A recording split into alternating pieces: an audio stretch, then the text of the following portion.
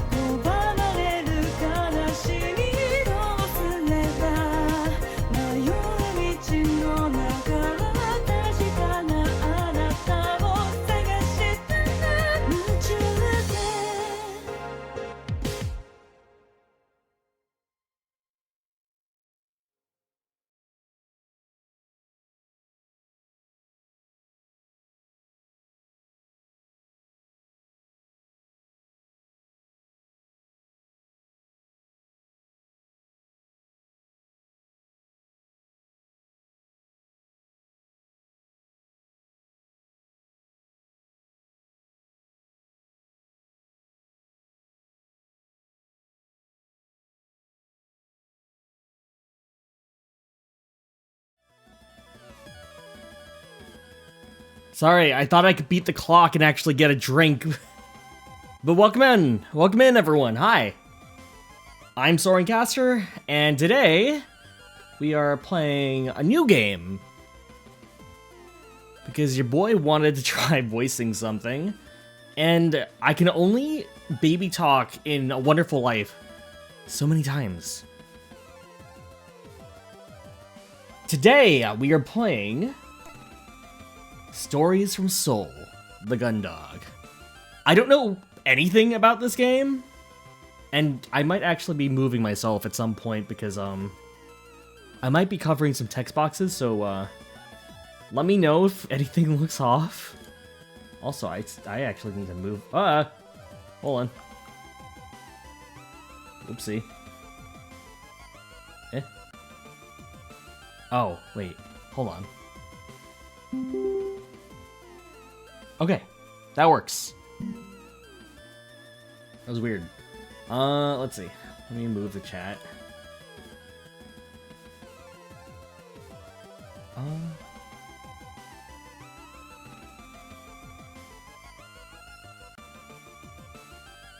That'll probably be fine, right?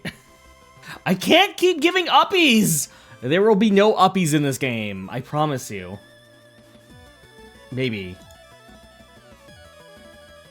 But yeah, a little bit of, background for me right now. A lot of... This game is a big, you know, throwback to, games of old. Games that I never touched many of. Like, I played Snatcher, way later. I played, Princess Maker, which I think is... Yeah, I didn't really play it on, like, you know, obviously we had... DOS was, like, more available than, the PC-98, yeah.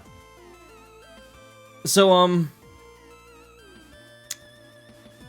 I'm not super familiar with a lot of, you know, what this game is pulling from other than, like, the two games that I just happened to play, which, honestly, I feel like, you know, Snatcher is probably more of something relatable than Princess Maker is. So, maybe not even two games under my belt that are from this era so much as, like, maybe 1.5, maybe. But we'll see where this gets us.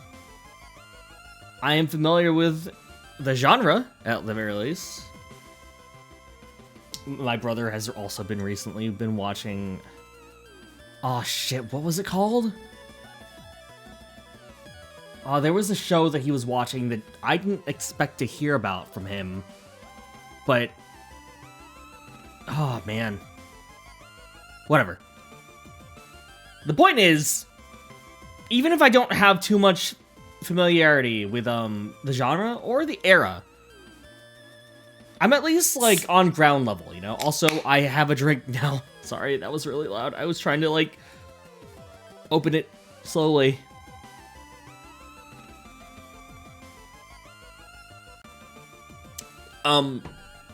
Also, before we start, I would like everyone to know that, like, hey, I'm gonna be playing this game. I might be going through the entire thing. I don't know yet. But if any of you guys are interested in it, consider buying it, you know? This game is still fairly new, and if at any point you think that it's up your alley, close the stream, I won't hold it against you, buy the game.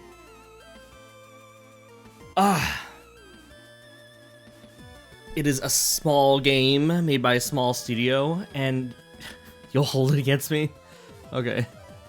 Well, I'll try not to be uncomfortable about it. But yeah, it's a you know, it's a cool little game. I can kind of see that from the get-go. The trailers show this mecha holding a knife, and that immediately made me think of a very certain bumper from Toonami.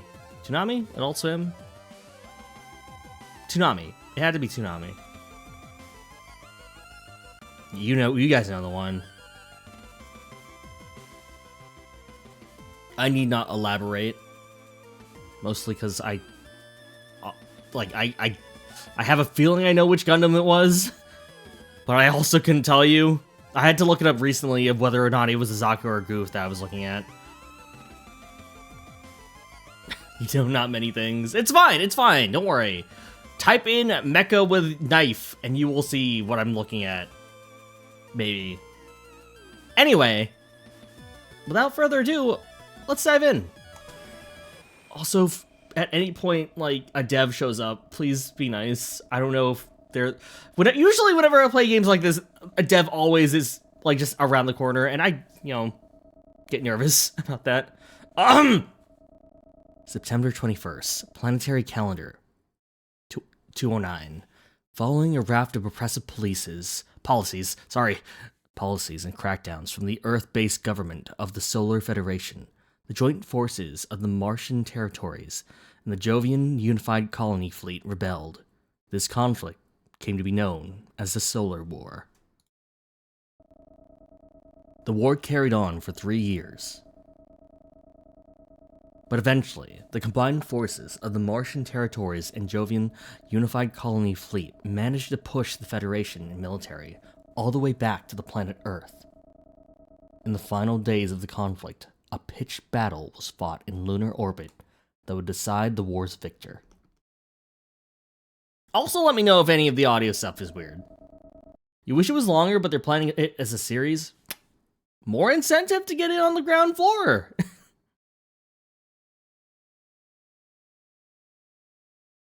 Lunar orbit aboard the Jovian carrier JFS.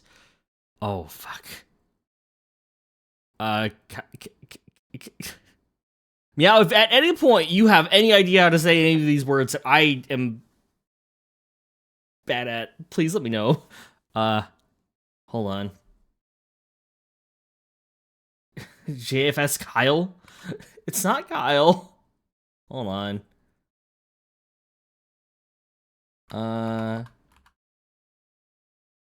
Oh, it's okay. Irregular satellite of Jupiter. How do I pronounce this? Hold on. God, I wish I ever, like... Calique? Let's see.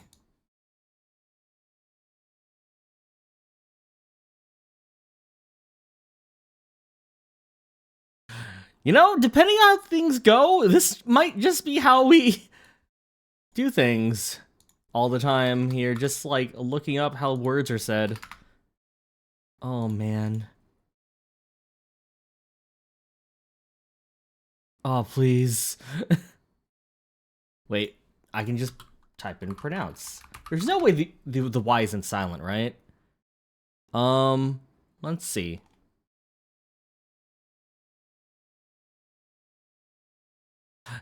Though if a dev were to show up now, that'd be really helpful.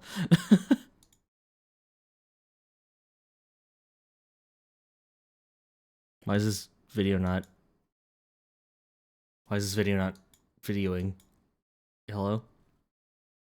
Calique. Calique. Let's go with Calique.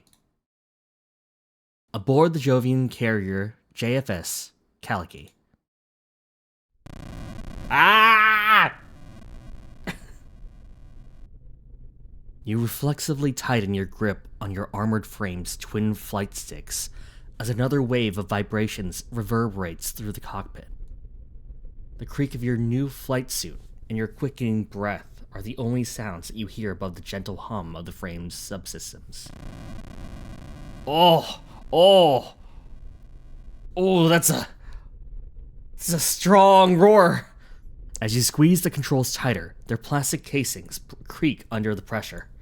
You try and stay calm, knowing that these gentle vibrations are remnants of huge shockwaves that are buffeting the Calique, the carrier that you're stationed on. Each one is a near miss as an explosion tears through the space around the ship. You try to push the thought from your mind and focus on controlling your breathing, but you've already realized that their frequency means the Calique must be approaching the front line.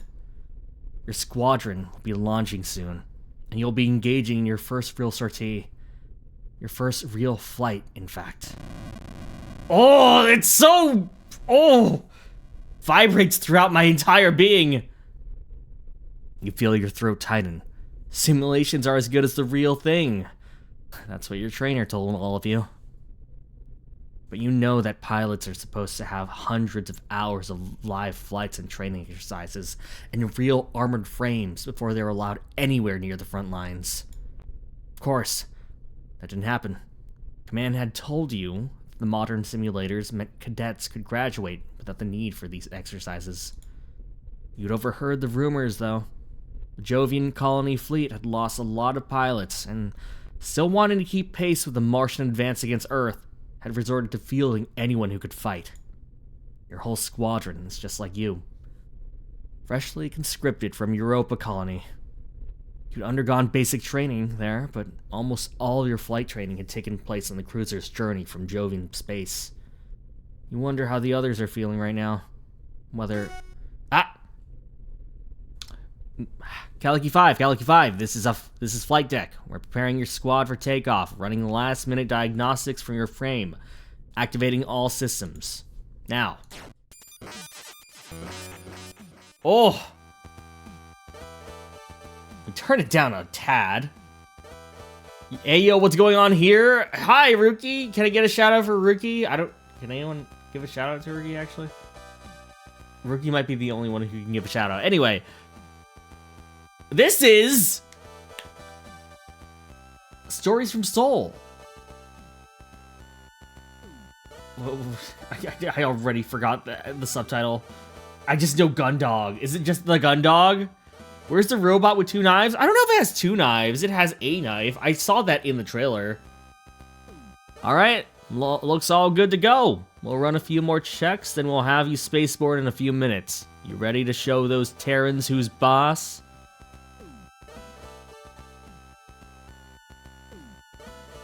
You know? Oh shit, I don't know, man. Okay, I'm gonna play this as myself. How about that? Damn straight! Ready to kick some ass! That was so loud. Hold on. Yeah! I can't wait to get out there! I'm gonna... You stammer, trying your best to convince not the engineer but yourself that you're ready for what's waiting for you. Whoa, take a breather there, Kaliki 5. It's not gonna be that bad out. No need to get all riled up here in the hangar. Tell you what, pilot. What's your name? What's your first name? Oh, fuck, no, it really is me. Okay, oh.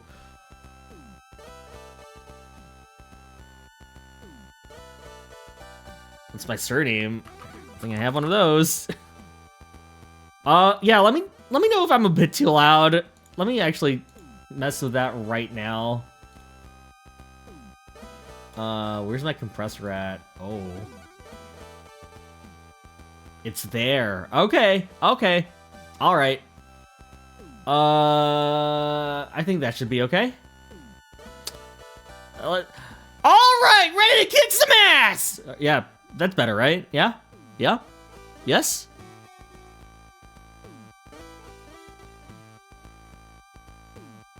Last name is Caster, sir. Pronouns, he, him. Soren Caster, that right? Yes. Okay, Ensign. It's a lot of words that I've always read, but I've never actually, like, heard, because it's Ensign, right? This is a learning experience, hold on.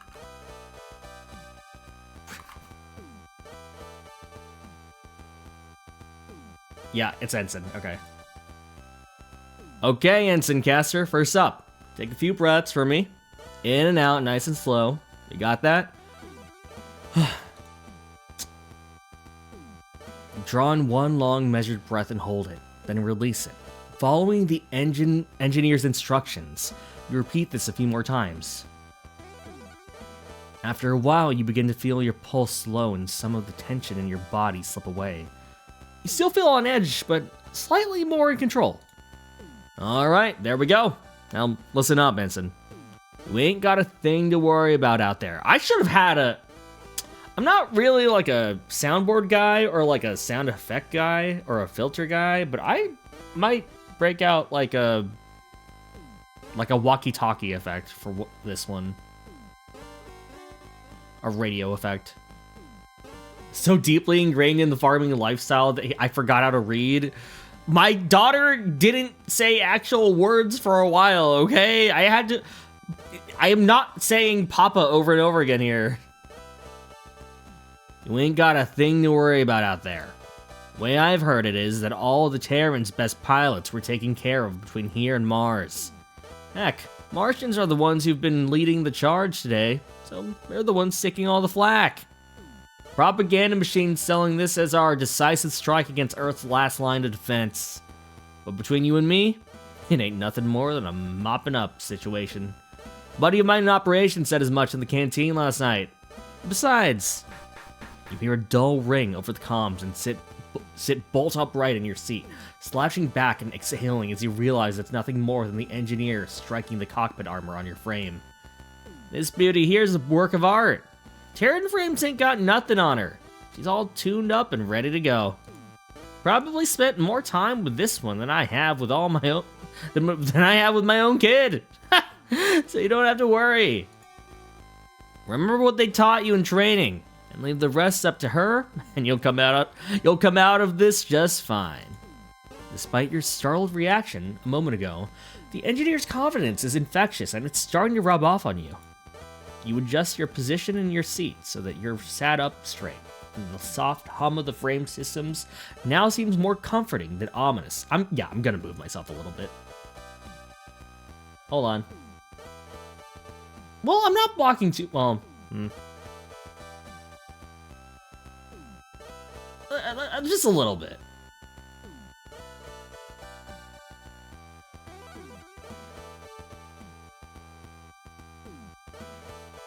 Yeah, okay, that's good. Now it seems more comforting than ominous. Just a mopping up operation, you think? Martians have done all the work, so we're sitting pretty here in our top-of-the-line frames. Yeah, nothing to worry about. So, Ensign Caster, how you feeling about things now? Yeah, I'm ready to get out there and kick some ass! You declare, channeling your newly tapped well of confidence? That's the spirit, Ensign. Now hang on to that, and we'll have you out those hangar doors and kicking Terrans around in no time. Left alone with your thoughts, you tune back to the gentle hum of the frame. You watch the seconds tick away on the cockpit clock, whilst you wait for another order to launch. The wait seems to drag on and on. You carry out a few last-minute flight checks, but as you'd already completed them when you boarded, nothing's changed. Alright, pilot. Listen up. This is Calico 1. Wait. Hold on. New person. Alright, pilots, listen up. This is Calico 1. We've been cleared for launch, so be ready for immediate action. All frames will be taking off in designation order. Attack formation. Sound off. Calico 2 ready! This is Calico 3 ready. Calico 4 here, ready for takeoff. I'm not gonna remember any of those people once like actual portraits show up, but I'm gonna try my best here. Calico 5, confirm your status. Yeah. Calico 5, standing by. Keep it together, Calico 5. Calico 6. Calico 6, ready! Alright, Calico Squadron, move out. Oh, fuck, man! Calico 1 launching. Calico 2 launching, Calico 3 launched, Calico 4 moving out. Do I get to pick? Let me pick! What is my thing? What do I say when I launch? Soren Caster, launching. Come on, this is all I ever wanted, please! The roll call of your squadron as they depart from the ship and accelerate rapidly towards the combat zone sounds almost like a countdown to you. Once Calico 4 has declared their launch, you know your time has come. You disengage their strengths and prepare yourself. Calico 5! Launching! You shout as you slam the flight sticks forward for maximum thrust. Bouncing on, that wouldn't be a bad one. Calico 5, abort launch! Cut thrusters! Calico 5, abort launch! Cut thrusters! The engineer's instructions barely register in the confusion as you're jerked around the cockpit, your helmet slamming on the control panel as a brief moment of thrust throws you back into your seat before you're whipped forward again. Warnings flash all over your monitors, and sirens and alerts sound from all over the cockpit. Calicky 5! Abort launch! Abort launch and cut thrusters! It takes a few seconds for you to comprehend the engineer, but once you do, you quickly pull the Flight 6 back to their neutral position. The roar of your frame's engines dies, and your cockpit regains its previous stillness. You wince as a metallic taste of blood fills your mouth. That doesn't sound good. Alright, Calicky 5, hang tight for a moment. Your frame's restraints didn't accept the disengage command, so you're still attached to the Calicky. Speaking of launching, the Racing Combat mech demo you played the other day. Shit. What was it called? Oh, it's... I saw you posted it in the games channel. I've been looking at that game for a while, actually. Back when it was like a... Not really even a demo, just like a test. Break Arts 3, right. It looks so cool. I should try it out.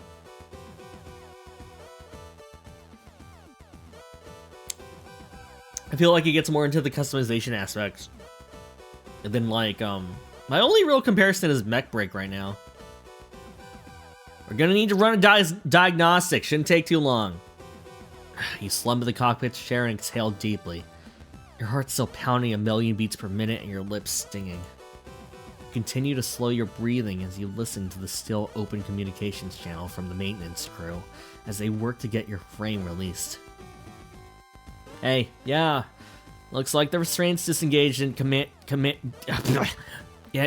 looks like the restraints disengaged command didn't register. Yeah, Unit 5. Alright, yeah. Get Unit 6 out. No sense waiting for this one. Okay, start the diagnostic, then reboot if necessary. Calicky 6, launching! Do you think we'll see those guys again?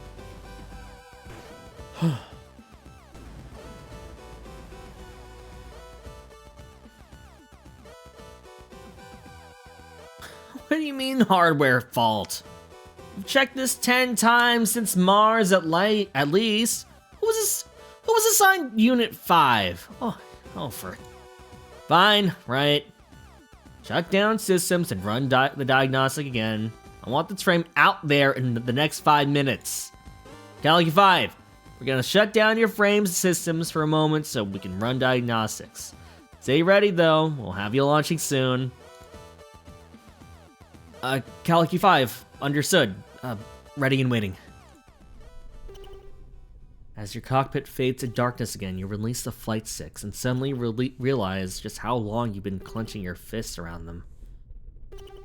You flex your fingers and roll your shoulders, exhaling again as you begin to hear the muffled sounds of the engineers working on your frame's restraints.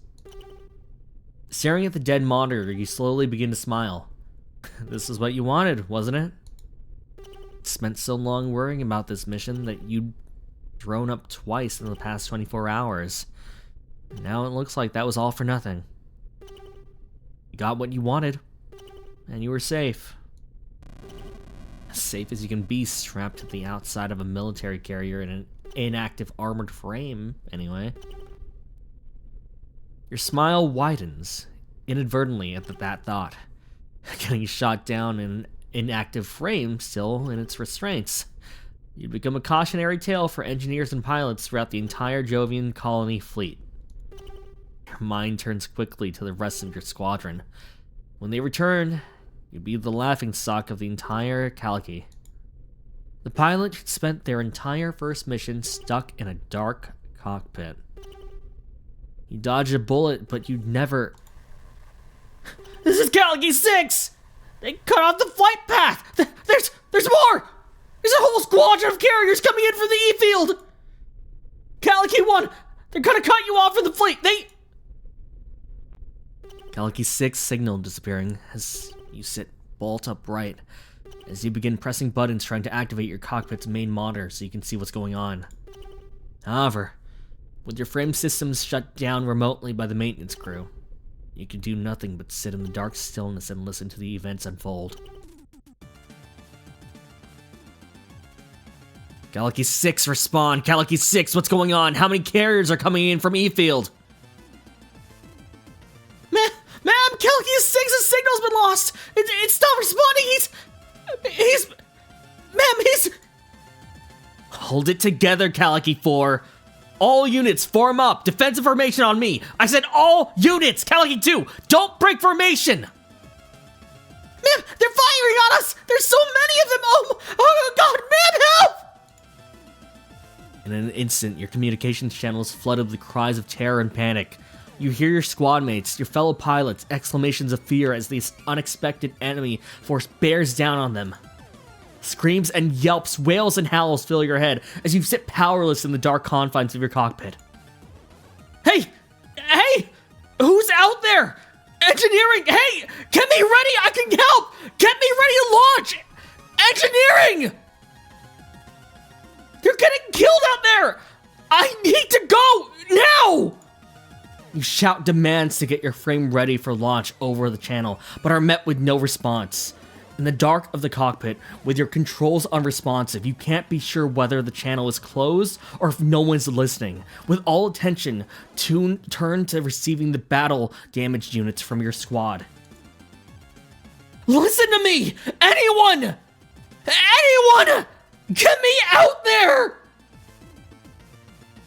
You desperately begin attempting a manual override of your systems, but find that nothing responds to you. Oh, an ad? Okay, hold on. We can wait. Are the yells peaking? Sorry. Let me do a check. We'll do an audio check for me right now, actually. Ha! Ha! Ha! Ha!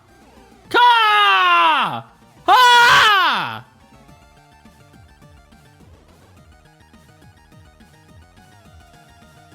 Okay. I think that's fine. Let me know when ads are over.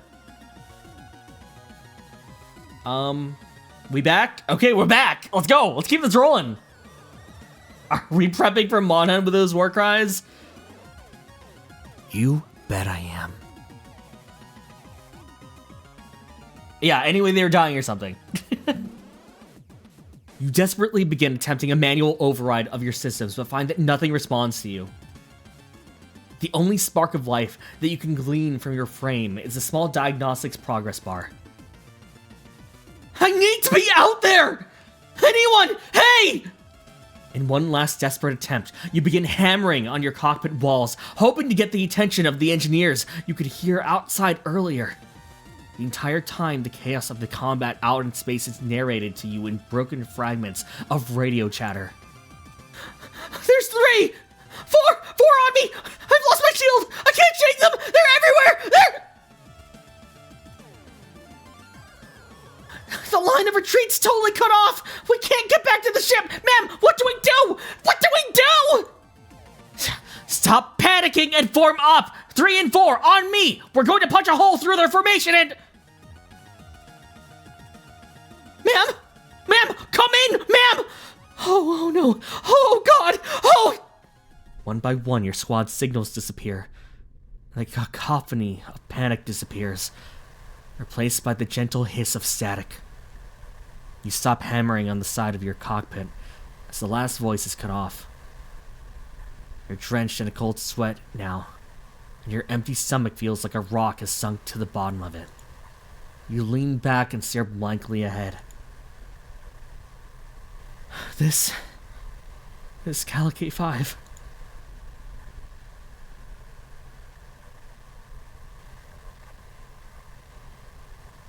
Ready for takeoff.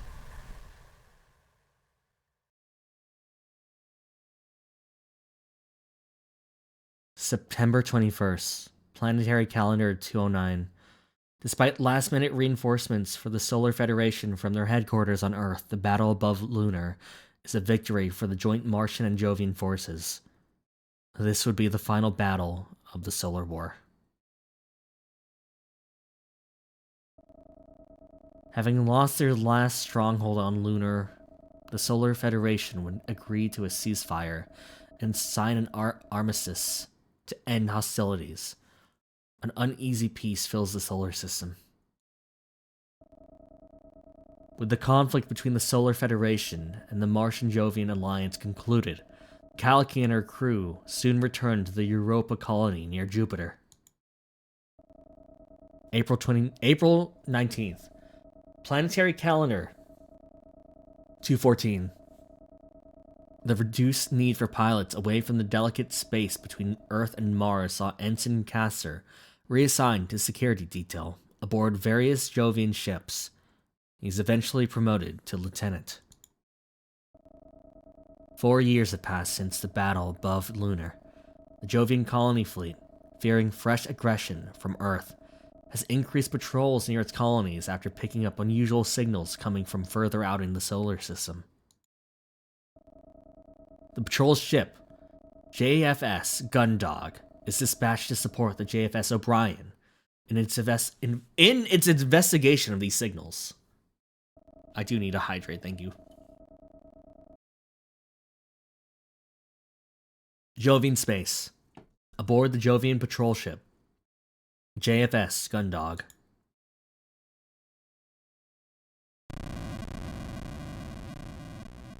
As the rumble of the Gundog's engines roaring to life reverberates through the ship, you clench your fist. It's been 4 years, and to this day, the sensation of tremors, whether they're ship engines, docking clamps, or weapon drills, still ties your stomach into knots. Hi, Micaiah. Welcome in.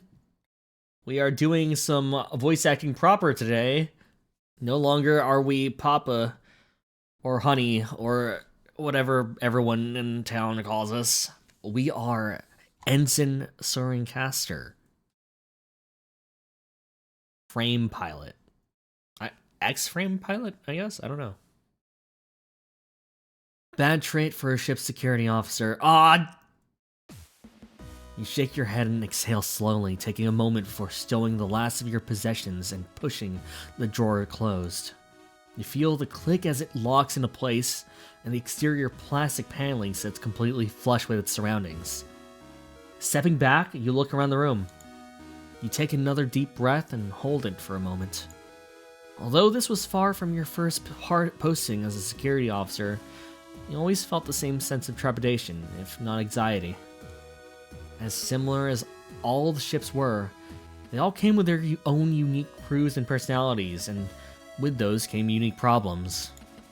Breathing out, you take a look around the room, taking stock of your surroundings. Okay, alright! Select the look button to examine your surroundings by selecting items of interest. Okay. So we can look around. This terminal lets me access the ship's computer.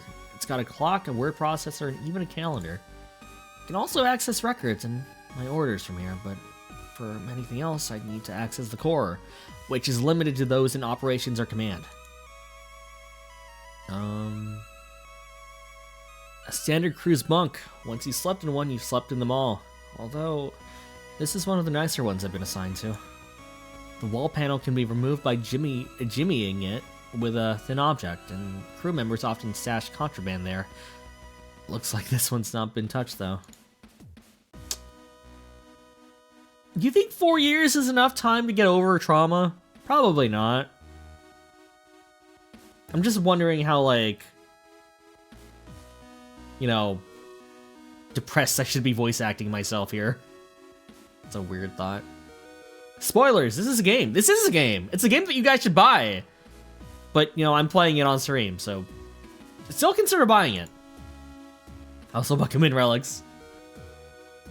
It's just a normal storage unit. I travel light, so mine only has clothes in it. Oh. A standard door with an electronic lock and magnetic bolting system. The only way in or out unless you plan on getting creative with maintenance tunnels.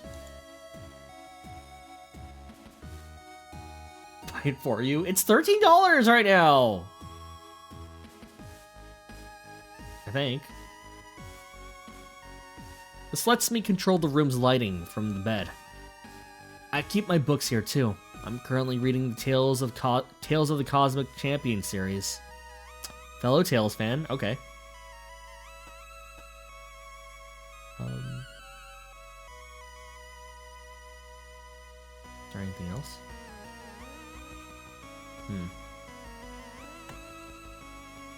Select the use to interact with your surroundings by selecting specific objects to use them. Select the button. Okay, I see. Oh, it looks like I've been instructed to report to the bridge to meet the captain. Can I mess with the settings, actually?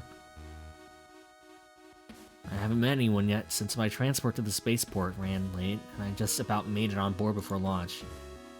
Oh, okay. Hold on. So real fast! This game actually has some options regarding its visuals, which I find really cool. We're currently playing in Vivid mode, which will have fully colored portraits, sprites. But you can also play it in Studio mode, which is, you know, fully green for that retro feel, or also Dojin mode, which I find fascinating. I don't know. I don't really know what it is, but it looks cool. Wow.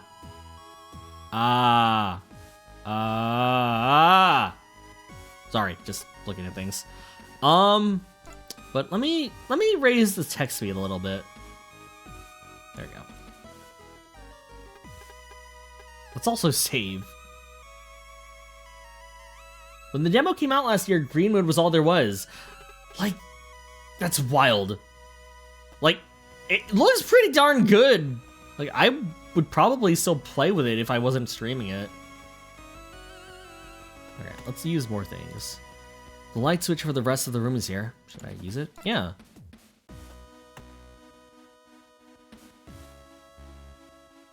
Well. I've only just boarded into the middle of the day based on Jovian Standard Time. Alright, I guess I won't. Oh. Yeah. There's not much else here. Move to the crew quarters? Yeah. Zania, thank you for the hydrate and stretch. You step out into the empty corridor. Okay, maybe not that fast. Hold on. Let's go around here. A little bit faster. You step out into an empty corridor and the door to your quarters gently hisses shut behind you. Its keypad gives a short series of beeps and you hear the lock engage. Can I get a shout out for Zania? The dull thrum of the ship's systems is barely audible, but otherwise you are stood in total silence. The air is cooler outside of your quarters and the corridor has a sterile lack of aroma. This has been the same on every ship you've been stationed on, and at this point it doesn't surprise you. Okay, so this is a Swift-class patrol vessel, which means if I leave this quarters block, I'll be in the foreside thoroughfare. If I go right towards the aft, I'll arrive at the central hub, and then I can head to the bridge. Let's look at the other things. Haru Rumney doesn't sound familiar. Hanson Cruis? Dalton Grange. Not someone I've met before. I may be security, but under normal circumstances, I can't just barge into someone's room without being invited in. Alright. Let's look around. Is there anything else? Dylan Dees. Can't say I've run into them on any other ship. Alright.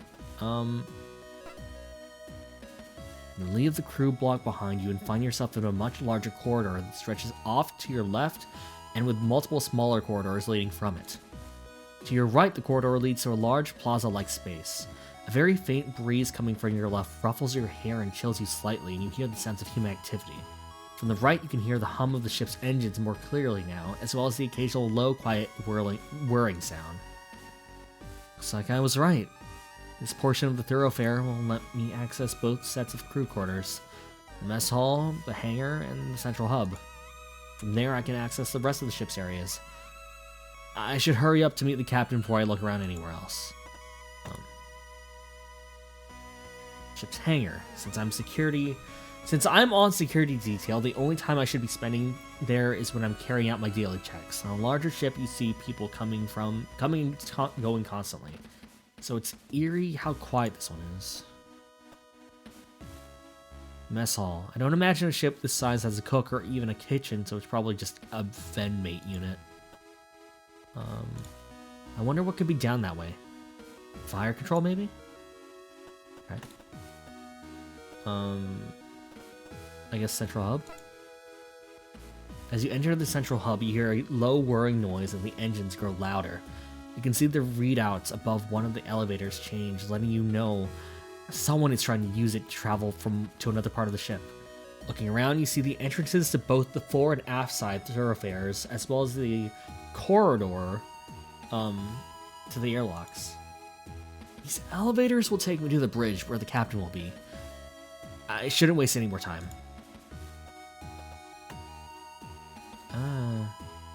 Let's just go. Knowing that you needed to report to the captain at this point of the ship's journey should be stationed on the bridge, you make your way towards the elevators and press the call button. You step back and watch the indicators above each elevator, waiting for one to arrive.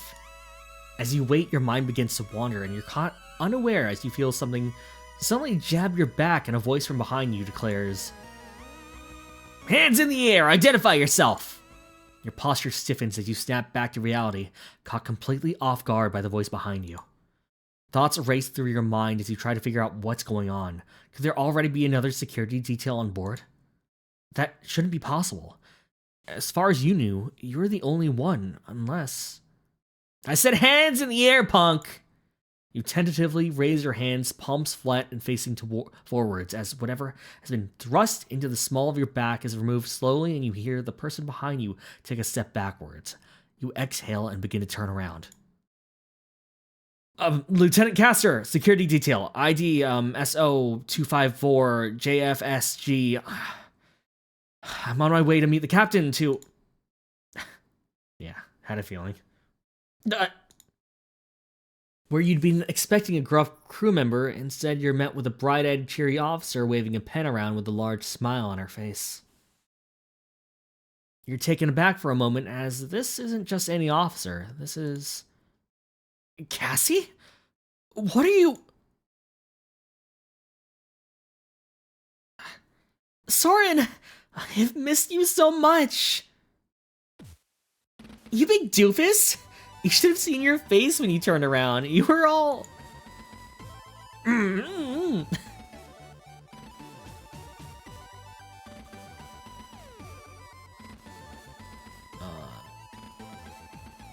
I love that face you make when you think you're in trouble. It's like you think playing the big soldier will get you out of trouble. It's so cute. Lieutenant Commander Cassandra Quinn. You should have known. Really? She's always been one for bad jokes and stupid pranks as long as you've known her. Her less than professional attitude and penchant for irresponsibility is the reason why, despite her talents, she's not commanding a ship of her own. So, on a scale from 1 to 10, how good did I get you? You totally thought you were being busted, right? That's you hugging me. We've never met. But if you're being honest, her playful nature is what attracted you to her in the first place. Attracted? You've been... Oh! Oh. You've been dating for nearly 2 years now, but a lot of that has been over electronic mail or in letters. Your postings have never lined up, until now. Cassie, what are you doing here? I thought you were stationed on the Reliant. You never said you were being transferred. What happened? Yeah, take that back. Well, the thing about that is, you might say that a disagreement with the head of operations on the Reliant led to a lateral trajectory for my career. Cassandra, please. Okay, so maybe when it came time to change the ship's cybersecurity passwords, I couldn't be bothered to spend all day sitting in the computer core. waiting for it to generate new code, so I just changed all the existing passwords by a single digit. You placed your face in your hands as a dull groan rises from the back of your throat. This isn't the first time you've heard a story like this. And maybe it turns out when they run the cybersecurity drills, they assume that the enemy have your old passwords, so try brute forcing from those? And maybe that meant the ship was compromised in 0.5 seconds? But at least they found out I'd done that in a drill and not in a real engagement, right? I basically saved the entire ship in advance. I'm surprised you're still even stationed on a ship. How are you not stuck back in a records room at Europa Colony right now? Well, I probably shouldn't tell you this, but if I can't trust you, who can I trust? It turns out this mission was organized at really short notice, and the Gundog was the only ship available. The problem was that they'd been having issues with the crew, so they had to transfer some in short notice. Luckily for me, that I'd have recently been made available. That's weird. I'd only just been stationed on the Duke, so I shouldn't have been free to be I shouldn't have been free to transfer. Gun dog! Can we eat a gun dog? I'd advise against it. Why? Sorry, is my... Hold on, something seems off. Let me check something.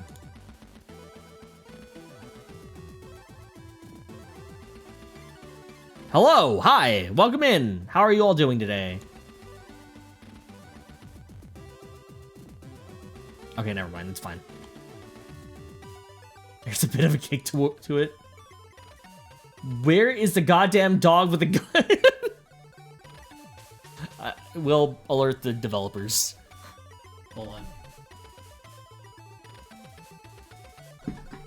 Sorry, gotta move some things.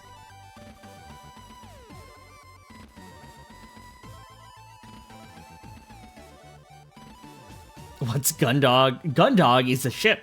God no, I immediately knew what you're going for. God damn it.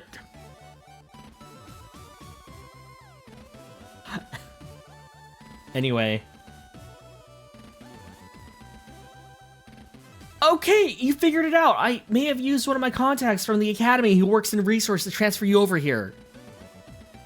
I'm pretty sure you know every regulation you broke by doing that. Oh, what was I supposed to do? Get stationed in some tiny ship heading out to the middle of nowhere with no one I know on the crew? We haven't seen each other in months. Aren't you glad to see me? Of course I'm glad to see you. I've missed you too, you know? It's been a long time. You don't become part of the Verliance operations department without some serious talent. I'm not going anywhere. Oh, you said you're on your way to see the captain, right? Have you had a chance to take a look around the ship yet? No, not yet. I was going to. Great, I'll show you around. I've been here a few days, so I basically know the ship like the back of my hand. Where do you want to go first? I was on my way to see the captain. I felt the engine start up, so I know we're launching soon, and I thought that I should probably report in as soon as possible. Oh, don't worry about that. I've already logged you on board, so it's just a formality now. Besides, Captain Bartimeus? Captain Bartimeus isn't exactly a stickler for procedure, so we can check out anywhere you want before you head up there. Well, alright, in that case... Great!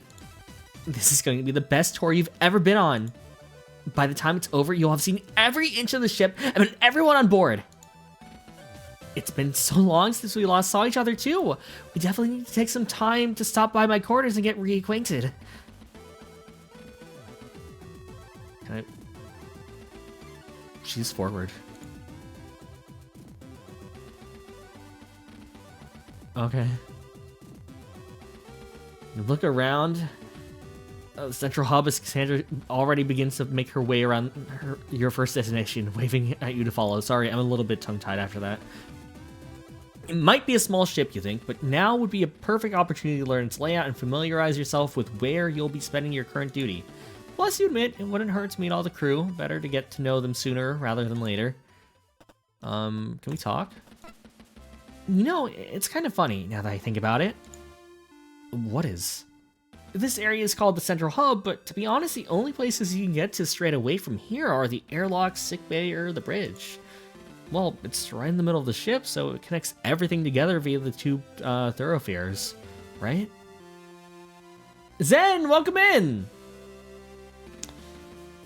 Kind of, but if you want to get to engineering to do some mechanical work, you've got a long way to go that way.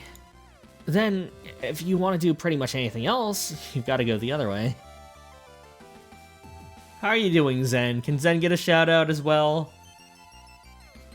Our friend is gonna get us in trouble. She's not our friend, Relic. She's our girl.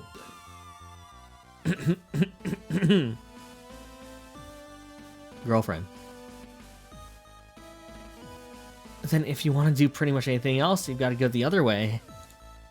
The four-side thoroughfare is way more of a hub since you can get to all sorts of places really quickly.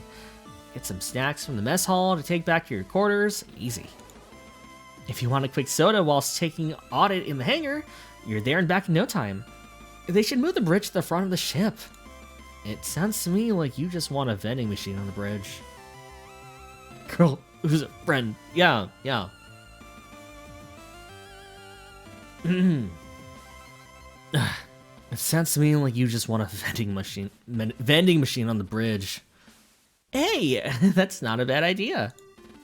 But still, it's a long way to the other end of the ship, no matter where you're going from. Hold on, I kind of want to see Dojin mode. That's cute. This is nice. We'll stay here though for now. What kind of space story is this? Is this more Gundam Seed or Alien? I don't know yet. It started out very Gundam, but the description leads me to believe it might go Alien. We'll find out. But still, it's a long way to get to the other side of the ship, no matter where you're going from. Do we buy this at Comiket?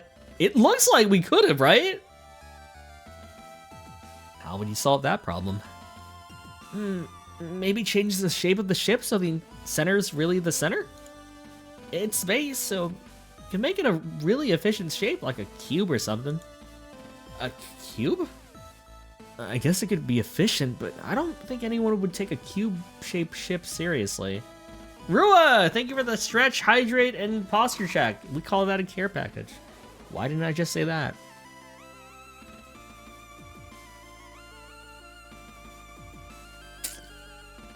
We meet again, Mr. Bouncer. Why'd I read it like that? But hi, Rua. How goes your day? I mean, I've seen. This is my girlfriend, Cassandra. Sorry, I probably should have transitioned from that fucking. God damn it. You guys can't see my mouse. I'm like hovering over her. Yeah, no, not Rua. Not Rua. I gotta do a.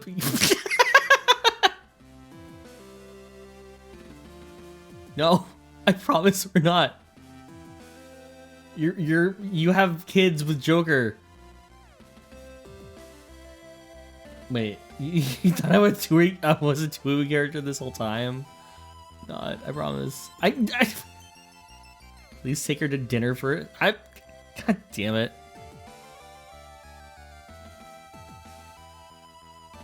Anyway, can we keep talking to her? Okay, no. Okay, it's one dialogue per area, I think. Don't call me Big Brother here, please. Okay. Let's look. If we head that way, we can get to the armory, the main engine rooms, and engineering too. All right. You need to take those elevators to get to either the bridge or the sick bay. The bridge is at the top of the ship, whilst the sick bay is located on one of the lower decks. When are we continuing the coffin, LP? When the coffin continues! Down that way is the Forsyth thoroughfare. You've got the fire control and mess hall and the crew quarters. Although I guess you already know that. It's also the main way to the access hangar. The main way? How else do you access the hangar? How else? From the outside, obviously. Well, I guess you're not wrong.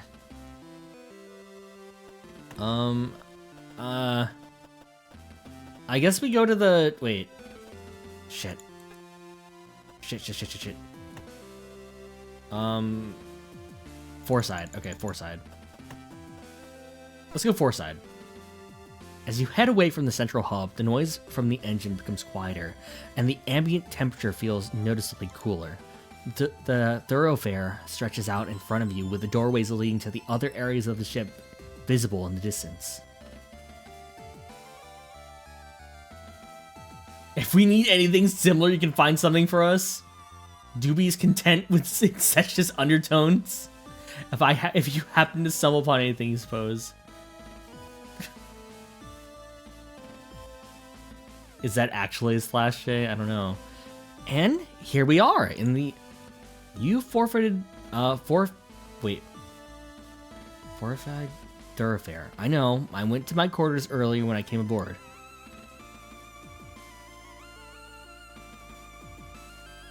What did you just say?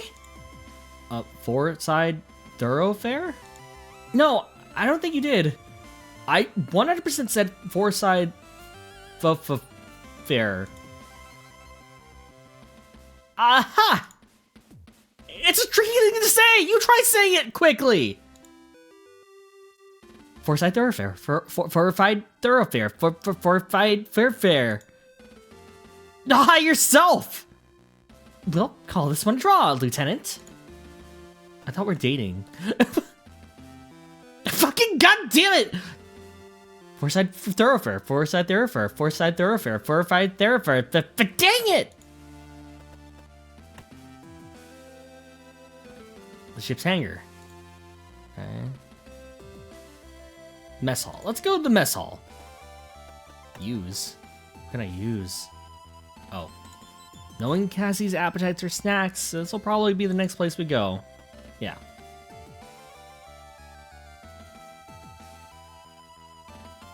You've recently had the uncomfortable realization that why are you making this weird? What happened to not making this weird? And here we have the highlight of this entire tour, the mess hall. Cassandra's face is radiating happiness as she gestures through the double doorway that you're stood by into the mess hall. Looking inside, you see a canteen like any other. Tables, chairs, vending machines, it's all here. Hold on.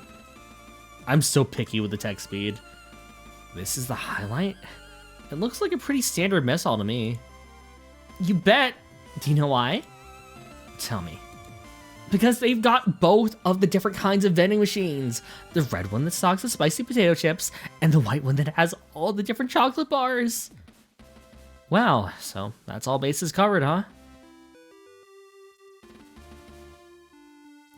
You keep telling chat, kind of like Caleb, but he sounds so much like my mod that's weird to play it in English.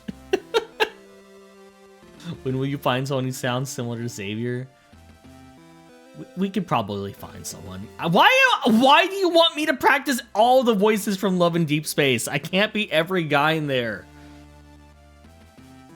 And they've got all the fundamental food groups. I'm not sure. Hey Quinn.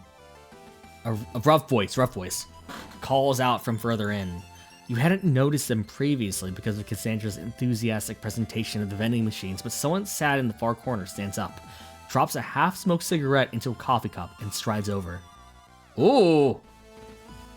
I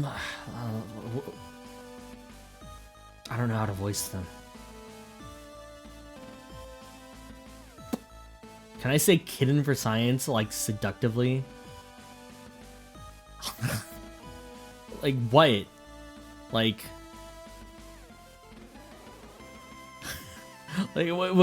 what? Give me a line. I can't just say kitten by itself.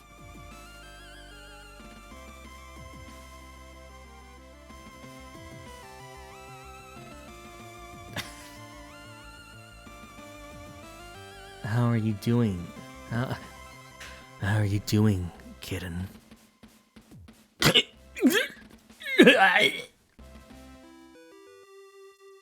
Anyway.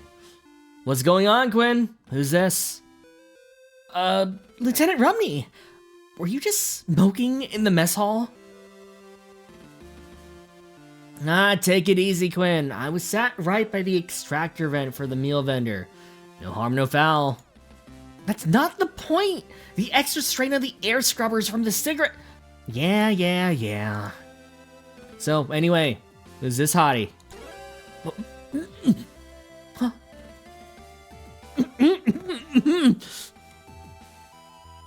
Well, cat's got her tongue. Name's Haru. Haru Rumney. What about you, good looking? Oh, Lieutenant Soren Caster, ship security. Soren Caster?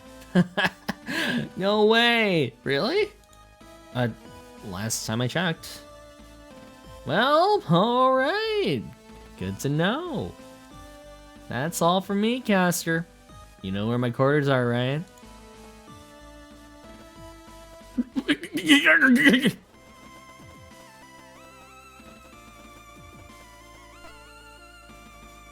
Well, you're lost, Lieutenant.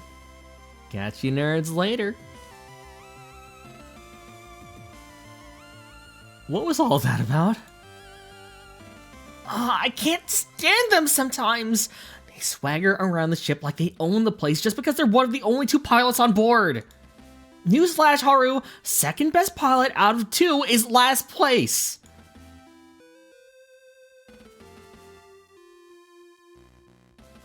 Don't worry about them too much. They're not worth it. Soren, what's happening? I'm being hit on. I'm not used to this. I think their crew quarters are right next to mine, actually. Ah! Want to talk, Cassandra? You know, it's pretty weird seeing a mess hall this quiet. I like it. On bigger ships, you've always got to queue for the machines. Or they're run out of all the best snacks before you're a day out of port.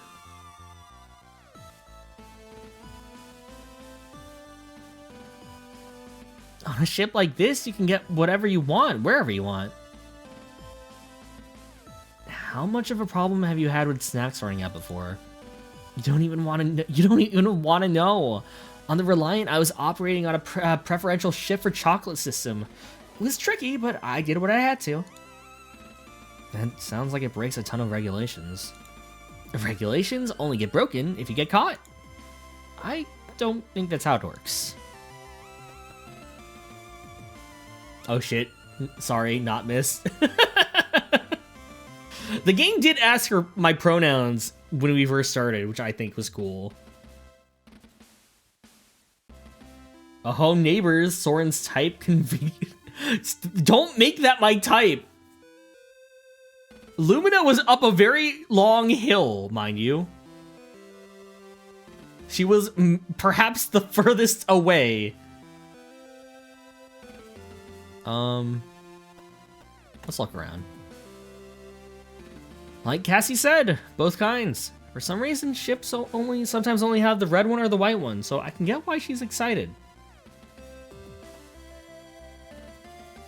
Putting out your half-smoked cigarette in your half-drunk coffee. Pretty gross. I don't know why smoking on a ship hasn't been banned yet. That's a as security. I feel like that is very much like a violation of some sort. A standard food vendor unit installed in all JCF ships. It's half robotic chef, half vending machine. You select what you want and it prepares it for you. The ingredients are almost all long life synthetic reproductions, but it's pretty convincing. When you're done, you can slot the plate back in for cleaning. Okay, not too much here. Let's use this. Is there somewhere I can throw this away? Normally the coffee would go in the organics processing, but because they dumped their cigarette in there, They'll need to go into waste disposal. What a waste. I know it's not like our grandparents' era where when everything in and out had to be balanced, but I can't stand when people ruin recyclables. Yo, Cassie, you want a snack? Cassie, shall we get some chips or something? Maybe we should wait until we've explored a bit more of the ship before we take time off for a snack break. Not like you to pass up a snack break, but sure. Hey, Cassie, have you had lunch yet? Should we get something from the vendor? Maybe not now. I'm not that hungry. Plus, they're out of my favorites already. That's the hamburger followed by the pineapple salad, right? Right. I mean, how do you run out of pineapple salad within a week? I don't think the ship logistics ever expected a certain someone to have it with every meal. When asked about who had romance in both... Look, okay? You don't put, like, a cute blonde girl... You know, no, I'm holding that thought. Never mind. I mean, not every meal. I'm leaving. Let's move. Let's go to the hangar. The hangar! That could be the next stop on the tour, I guess. Yeah. I don't know what you're talking about. Don't write down blonde and convenient. That sounds weird. Hold on, something's in my eye. You're not the biggest fan of pineapples on its own. Yeah, I like pineapples, but they can be really strong. As the two of you head down the four-side thoroughfare and away from the crew quarters, Cassie stops by a double-sized doorway and runs her keycard through the key reader next to it. Watch your step. She instructs, tapping her knuckles on a large warning sign next to the door that reads Low Gravity Zone. Once the door opens, she heads through and you follow her into a wide stairwell. It only takes 2 sets of steps before you can feel yourself grow lighter. By the time you reach the doorway at the bottom, you're almost floating. Yeah, convenience. Like, not even in the same country. Though, by the way, Rua, thank you for all of the pictures. The places you were showing me look crazy. We gotta play a dating sim together so we can see who my type is. What would that be? Rua, shut the fuck up. Stepping into the hangar and onto the catwalk, the first thing that strikes you are the profiles of the 2 armored frames, stood as if on guard, facing into the main area of the hangar. Although you fully expected to see them here, every Jovian ship features at least a few. The sight of the armored frame stirs uncomfortable memories in you, and you inadvertently grit your teeth and squeeze the handrail you've grabbed tightly. Oh no, I'm getting trauma. Shit!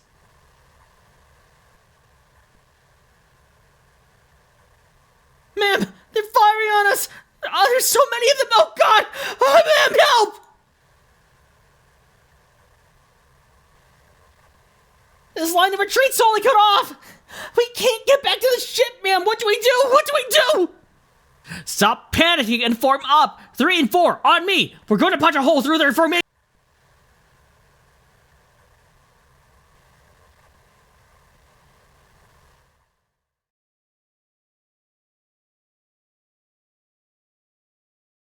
Hold on.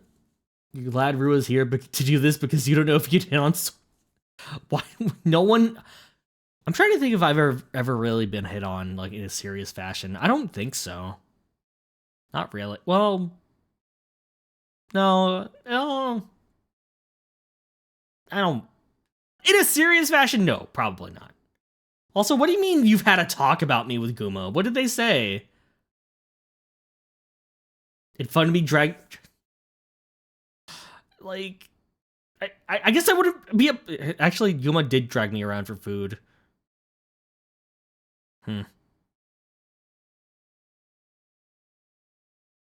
You would have hit on me, but you sort of knew. Yeah, I guess I did. Why am I a Victorian child? Hey, are you okay? Yeah, I'm fine. I think it's just the change in gravity level. Left me a little bit queasy. I know how you feel. I was late for a hangar audit once and rushed down straight after a big lunch.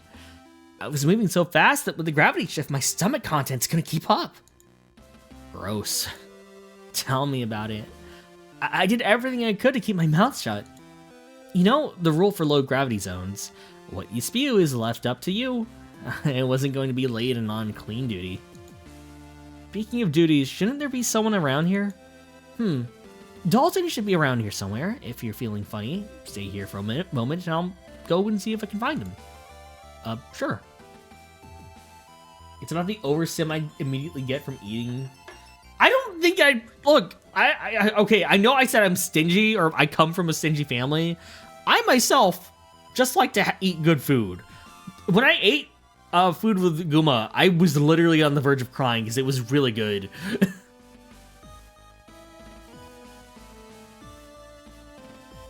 You watch as, despite the 15-meter difference between the catwalk and the hangar floor, Cassie nonchalantly places her two hands on the handrail and deftly vaults over it into the emptiness.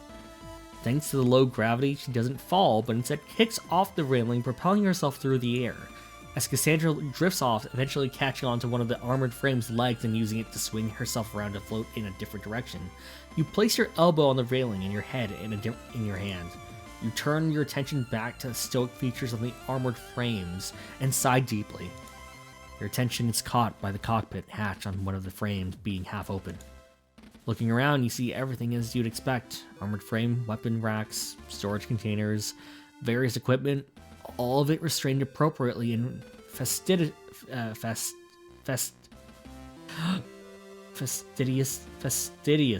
arranged. The cockpit hatch is the only thing that breaks the pattern. It's weird, I can't find him anywhere. I know it's definitely his shift right now, so he should be around somewhere. Looking past Cassandra at the armored frame with the ajar cockpit hatch, a thought strikes you. I think I might have an idea. Follow me. Why are you guys treating me like I'm a child? You carry out the same vaulting maneuver that Cassie had performed and kick off towards the huge machine's cockpit. Once close enough, you grab a hold of its arm and pull yourself toward the open hatch. A few seconds later, Cassie appears beside you and you both notice the sound of gentle snoring coming from the cockpit. Well, Lieutenant Commander, I think this is an operation issue, so, I'll let you handle it. Leaving the discipline up to me again, huh? Cassandra nimbly clambers up the armored frame, positioning herself right above the cockpit. Raising herself on the machine's chest, she brings her heel down sharply and repeatedly on the armor. Cadet Grange, attention! You hear a muffled scream from within the cockpit, followed by a dull thud, a string of muttered cursing, and then finally a figure emerges from the cockpit. Ma'am, I was just checking the, calibrations. Calibrations on the AF. I got some feedback that, oh, it's just you, Commander Quinn. Excuse me? Just? Is that how you address the superior officer, Cadet? Oh, ma'am, no, ma'am. I was not expecting to see you in the hangar, ma'am. Okay, you can tone it down a bit, Dalton. Oh, yes. Ma'am? Good enough, I suppose. As much as you enjoy the internal affairs on a spaceship, when do we get to the mecha piloting? I don't know if we do. We're not a pilot. We're security. We never actually got to... I don't think we ever got a chance to, like, launch. Anyway, Cadet, this is Lieutenant Castor, ship's security officer. Sir! Cadet Dalton Grange, junior engineer! Good to meet you, Cadet. Looks like they got you working hard. looks like... oh, no, sir! Well, that is... Yes, sir, but not so hard I'm falling asleep. No, sir. I was recalibrating the sensor array on the... Take it easy, cadet. We've all taken a nap in a cockpit in our lives. Eh? Well...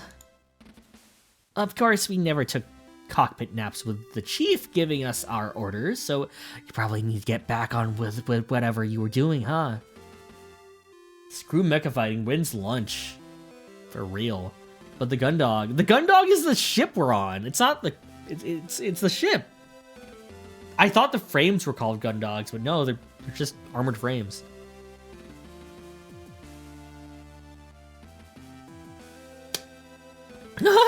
I totally forgot. She's gonna kill me. Good kid, right? I feel sorry for him already. I know what voice to use for that guy.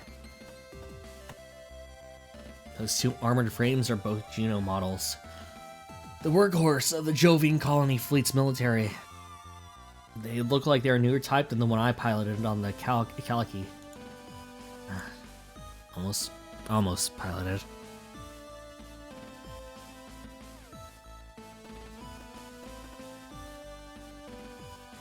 Most of these crates contain mechanical supplies, spare parts, tools, etc. There's a few that contain all of the lifelong ingredients for the Venmate in the mess hall, and then some that contain various essentials for the crew. Anyway, you're gonna lurk whilst making dinner? Yeah, no problem, TM! I hope you enjoy what you hear! On a ship like this, it's operations duties to act like a quartermaster, but I've been on some ships where if you're friendly with the hangar crew, they can sneak you out the good stuff. Not that I condone that kind of behavior, obviously. The main hangar door is typically only used when the ship is docked to bring onboard large containers or equipment. On a ship like this, the AFs launch from smaller hatches underneath them. There's also a maintenance airlock somewhere so that the whole hangar doesn't need to be depressured if there's work to be done outside.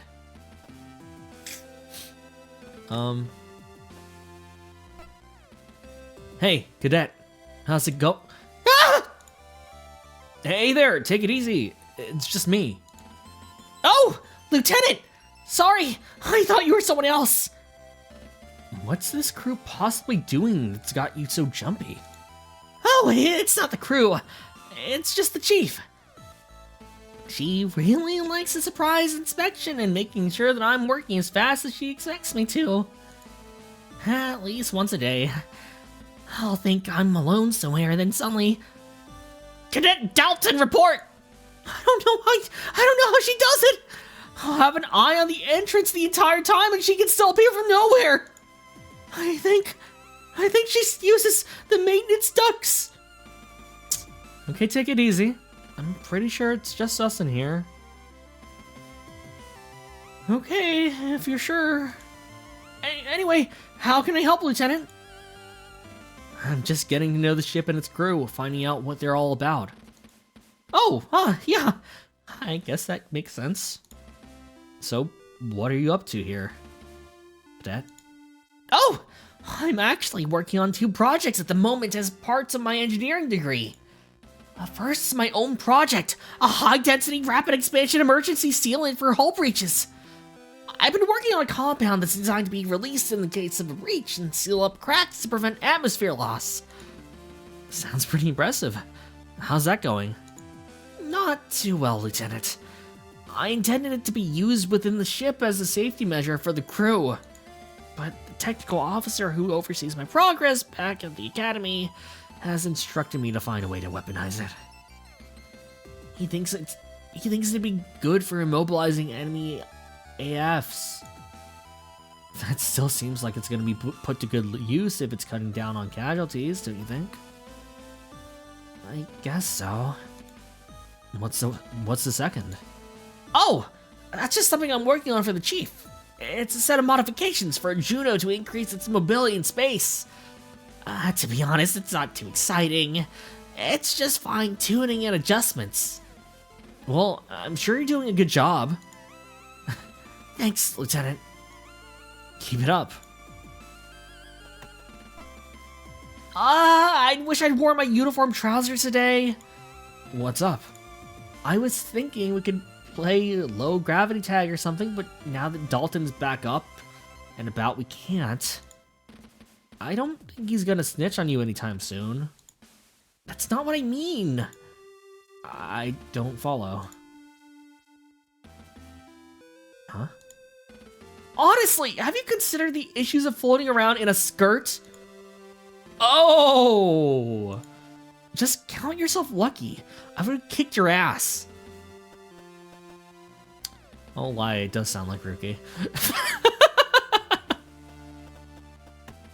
Let's see. The hangars also use to store various tools and equipment that engineering teams use. A lot of machinery is used for moving freight or AFs around. Let's get out of here.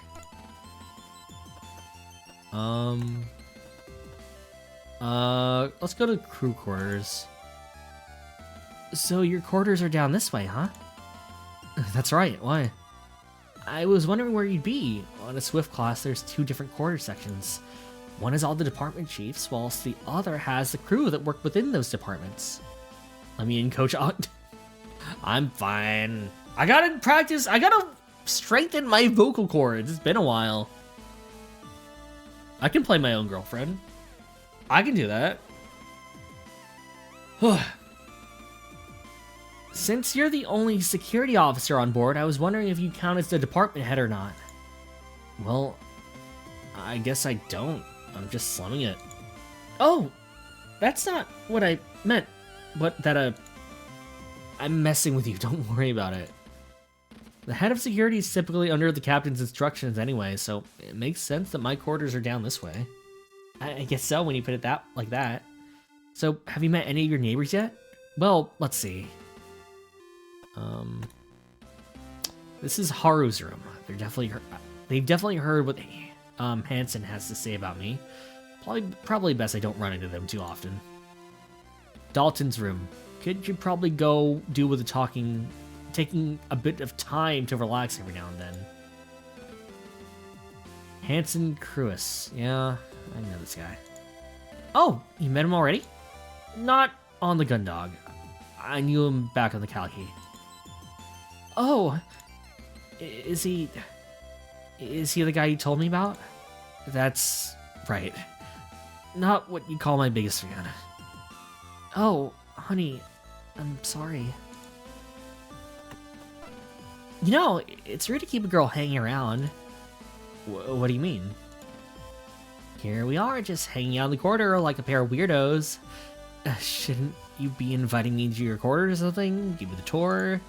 Well, it's probably identical to your quarters, so, but, you know, I guess it'd be good for you to see them. Okay.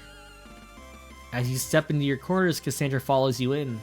The door quickly slides shut behind you, leaving you both in your darkened room. Oh, it recognized that I turned the lights off. Oh! What's up? It's a little bit dark in here. Oh yeah, I turned the lights off before I left. Wow, hey. Mm-hmm.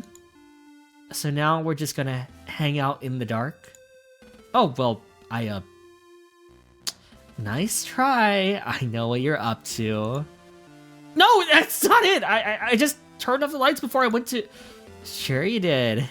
It's just a coincidence we wind up back in your darkened quarters, right? Huh? No, I didn't! Get those lights back on, Lieutenant. Defeated, you head over to your bunk and let out a small exasperated sigh. Turn the lights back on. That's better. I can get a good look at your quarters now. Aren't all crew quarters identical? Good for me. I can be my own GF. No one should treat me better than myself. Yeah, but this one's yours. Wow, you really like to keep it tidy, don't you? I've only just got here. It's not a lot of time to make a mess. Are you kidding? I'm pretty sure my bag exploded the moment I stepped into my quarters. Jovian military supplies just aren't what they used to be. Or maybe it was operator error. And what's that supposed to mean, Lieutenant? Nothing, just considering all possibilities. Wait, is that... What? Lieutenant Castor, don't tell me that! What is it? Your chair! It's not perfectly aligned with the terminal!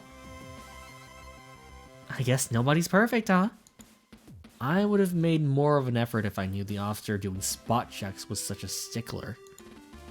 I suppose I won't have to report you to the captain this time, Lieutenant. Hey, want to see something cool? I feel like this may be a bad idea, but go on. Alright, I've always loved your sense of adventure. Now, check this out. If you work your fingers under the bottom of one of the panels by your bunk, you can take it off, it's mounting, and there's a recess behind it that you can stash contraband in. Oh! How about the floor panel? Did you know that if you use something strong enough, you can pry it open and it leads into a crawl space below the decks that you can use to get to the other areas of the ship? Yeah.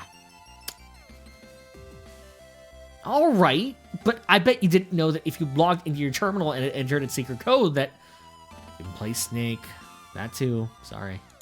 Well, fine, I guess you probably know every secret on the ship then. Well, not every secret, but I am a security officer. I've seen and caught every trick there is when it comes to contraband, crew breaking, fraternization rules, or system exploits. It'd have to get pretty technical to get past me. Humph. Wait, how do you know all of this? Oh, well, that's back to the tour.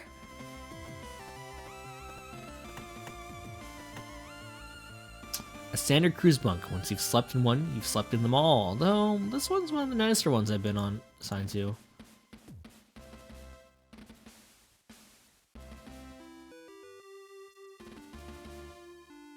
You think if we use the bed? Okay, okay. I was just like,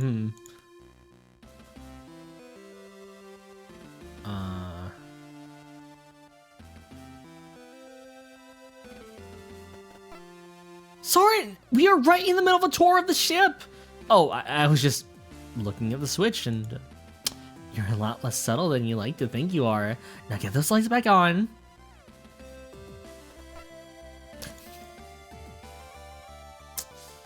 Let her play Snake.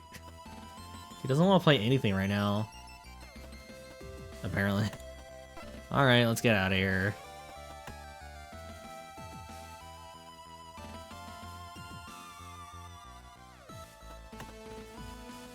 Dylan Dees. No, haven't met him yet. He's the ship's gunner. Bit of a weird guy. You're more likely to find him in the fire control than you ever will in his quarters. Oh yeah? Yeah. He brought tons of cassettes with him, and day or night you'll hear him listening to them one after another. He's always sat staring out into space or air drumming along. He doesn't really talk to anyone. At least he's always at his post.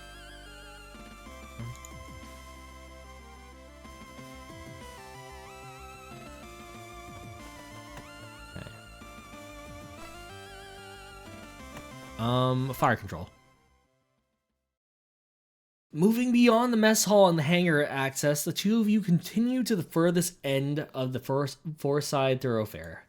The door at the very end of the corridor is shut, the words fire control painted on it in large stenciled letters. Cassandra swipes her key card through the reader by the door before turning to you.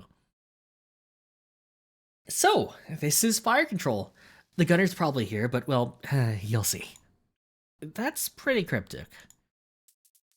As you follow Cassandra through the doorway, your eyes take a moment to adjust as the strip lighting that illuminates the rest of the ship is now conspicuously absent.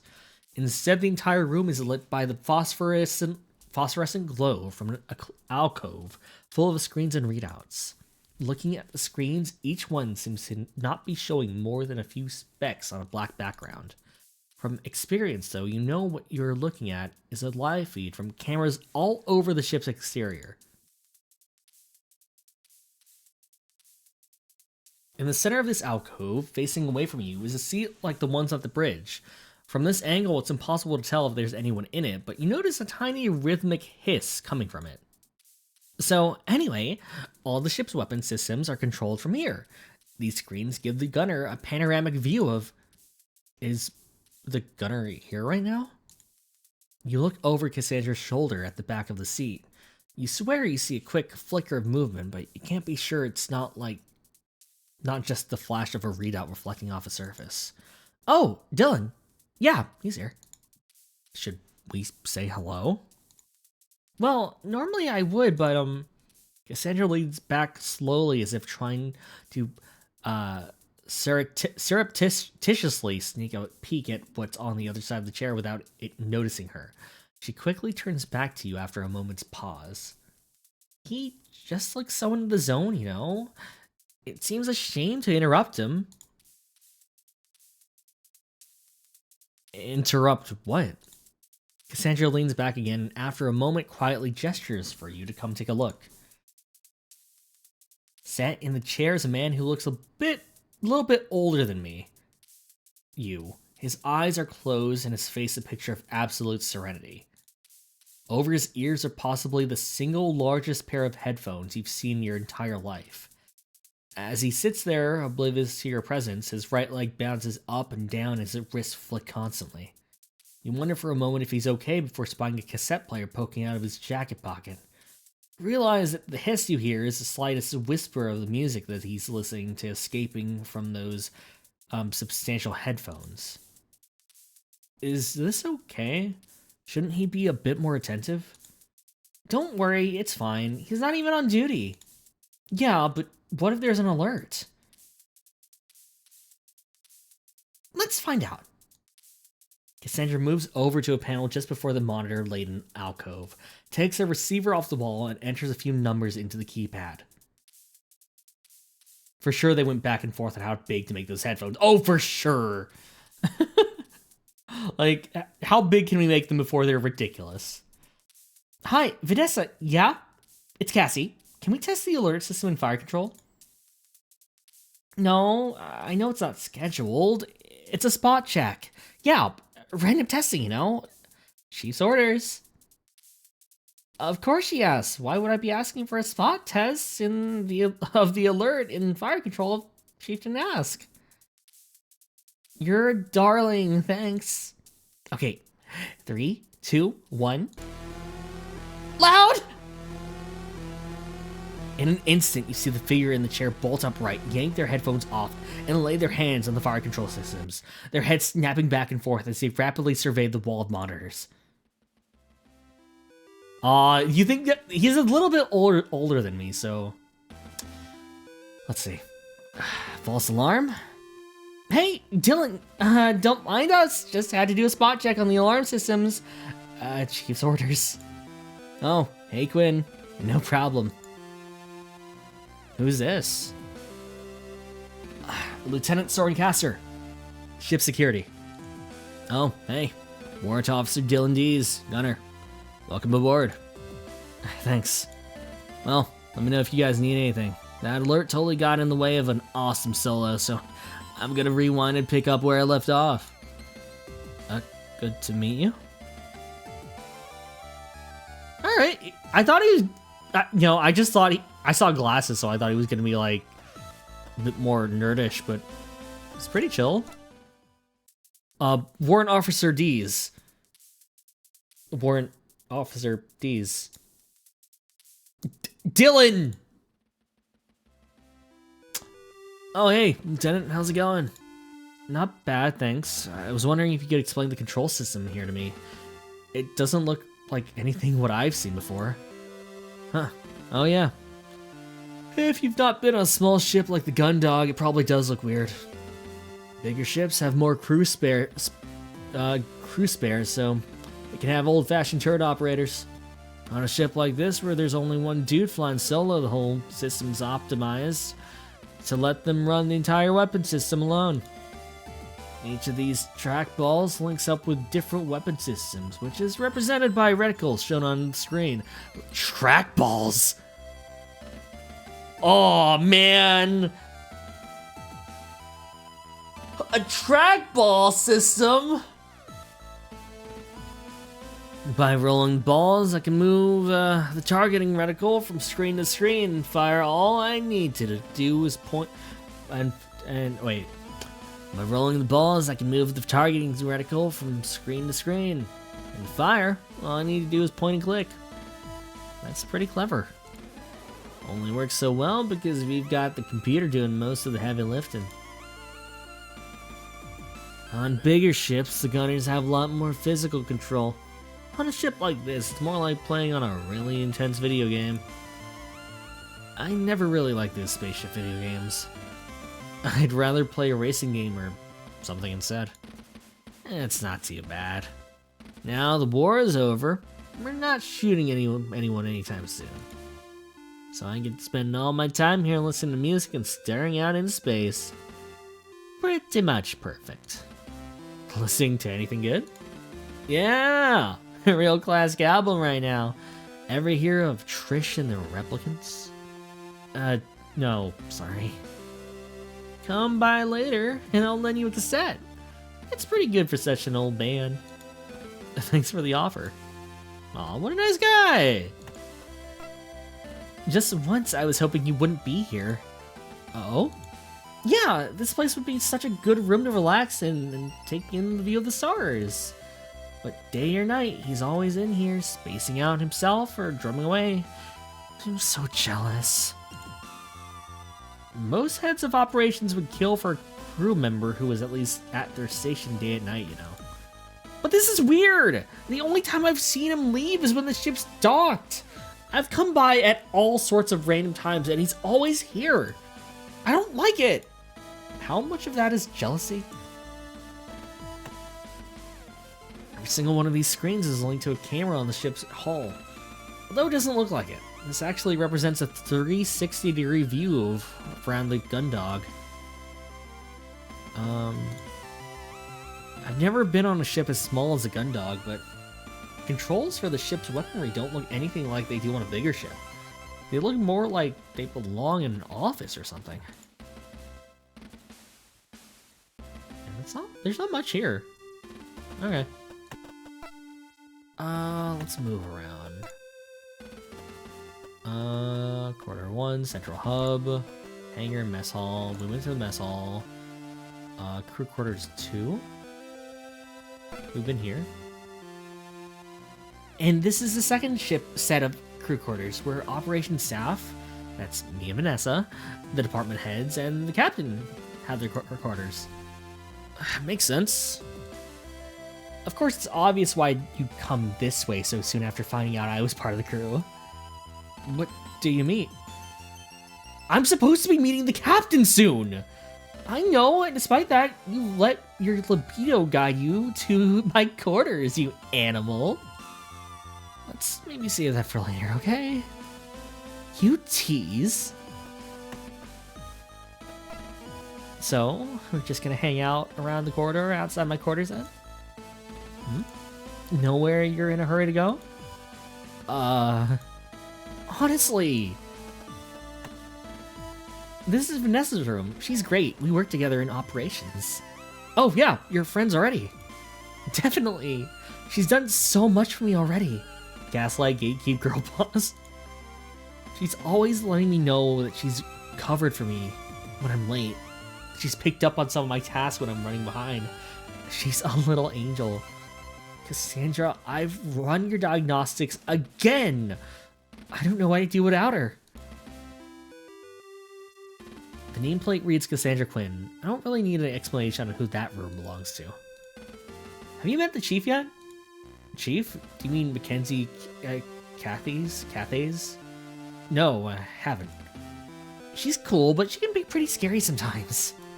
Scary? Yeah, she takes the role really seriously, so you don't want to get on the wrong side of her. Hey, you! Get out of my engine room and back on the bridge where you belong! Stop goofing off and playing around in the hangar's low gravity or I'll open the doors and throw you out into space!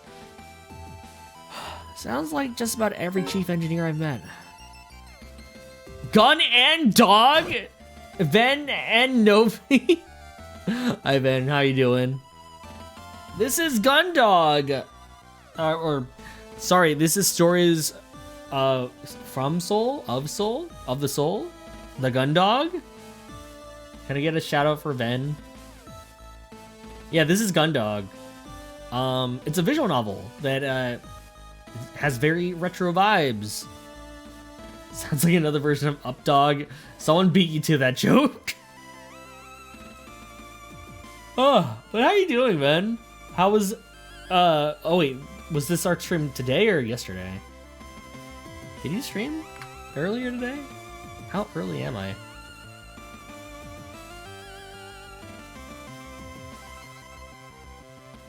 Oh, not yet. Okay, I see.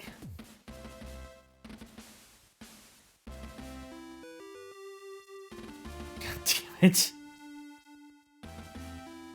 I don't know. She's pretty harsh. One time the junior engineer accidentally left a case full of rounds for an AF unbound, and when the ship took off, they just floated everywhere. She made him collect each round and take it back to its storage crate, one at a time. I think it took him almost an entire day. You haven't streamed today? Later? Okay. Well, if you guys like cool art, chill vibes, check out Ven.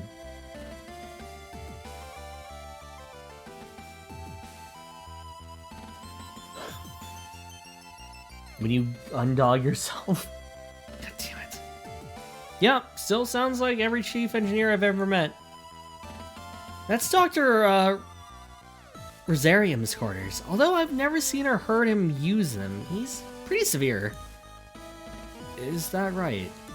Yeah, it's hard to explain. I guess you'll find out when you meet him. Okay. He must be pretty intense. Normally Cassie's got a lot more to say about people than that.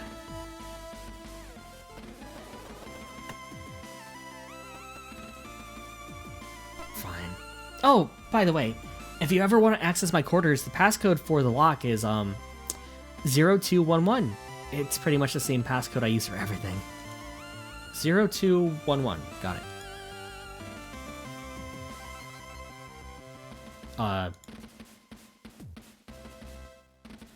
That's right. It's it's your birthday. Why does this lady just share her passcode? We're her boyfriend.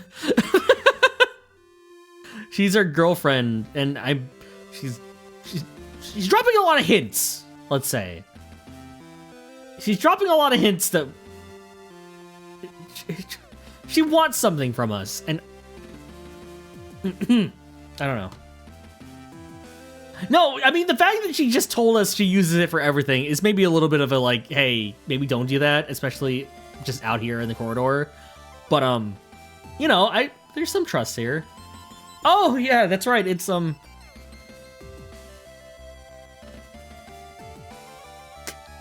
anniversary.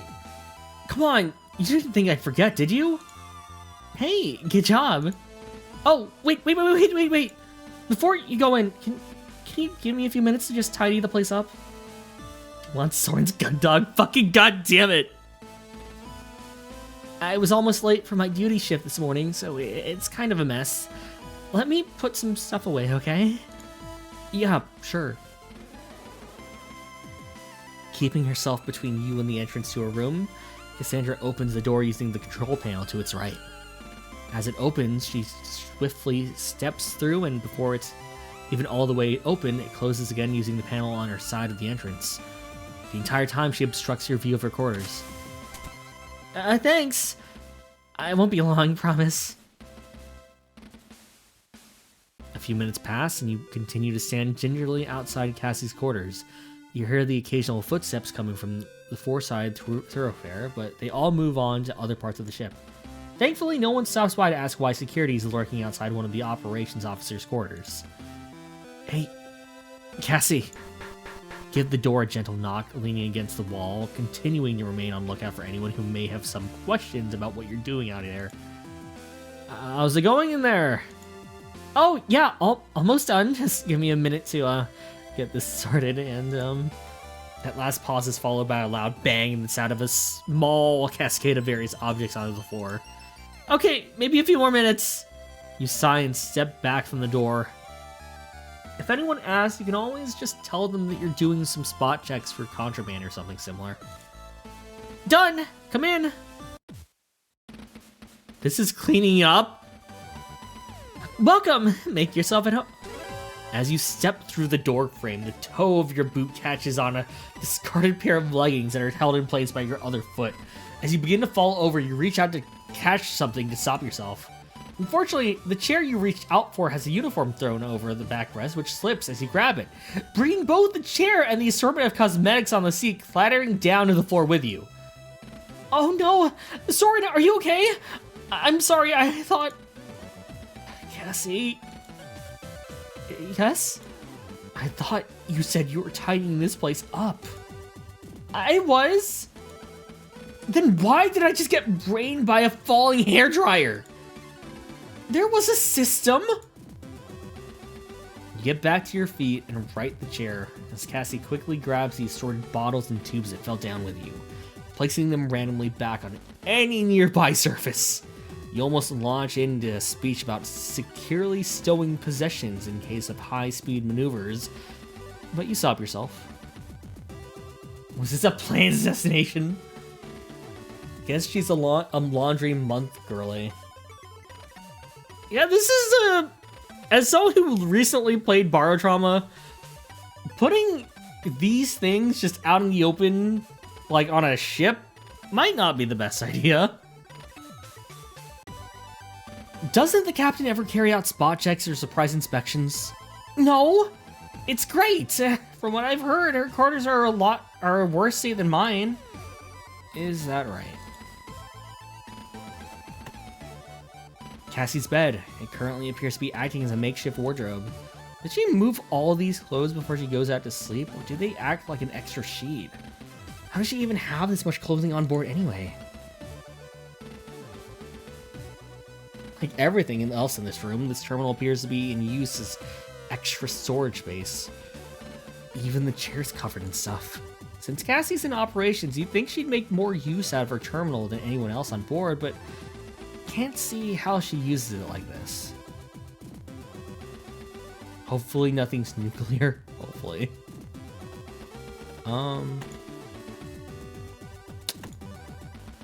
Front panel of the storage unit looks like it's barely managing to stay shut. Could that be what that bang was earlier? I don't know how much stuff Cassie's stuffed in here, but I think if I open it, I may never close it again. With all this stuff on top, it'd be easier just to use my own terminal. I've still got the rest of the ship to check out. Plus, I really should go see the captain soon. I don't think that there's time for that right now. Oh, but we tried at least. So, how are you finding the gun dock so far? Enjoying the tour? The ship's pretty much the same as every other one I've been stationed on. This tour's first class though. Maybe if working in naval operations doesn't work out, you could start your own business as a tour guide back on Europa colony. You think so? Definitely. You seem to have all the insider knowledge already, and you've only been stationed here a few days. Imagine all the insider knowledge you could share about Europa colony. Yeah, you're right. And over here, we have the statue of workers who built this colony. If you sneak around the back, you can get inside the plinth and hide from the colony security if they catch you and your friends hanging out in the park after it's shut. And again, you don't think that's the kind of thing people would want to know? Maybe a bit more about the workers first. Anyway, oh,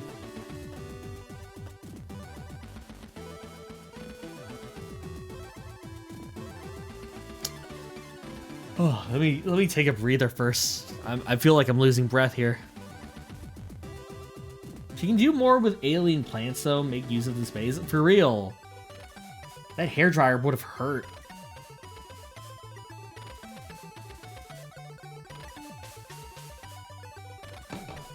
Counterpoint. She wanted us in here, Ricky. You're right. So you've been on the ship a few days now. How are you finding it? Well, it's not too bad, obviously. It's not like being stationed on the Reliant. It's a whole lot smaller and there's way less people. But then there's also a lot less to do, so you get much more free time.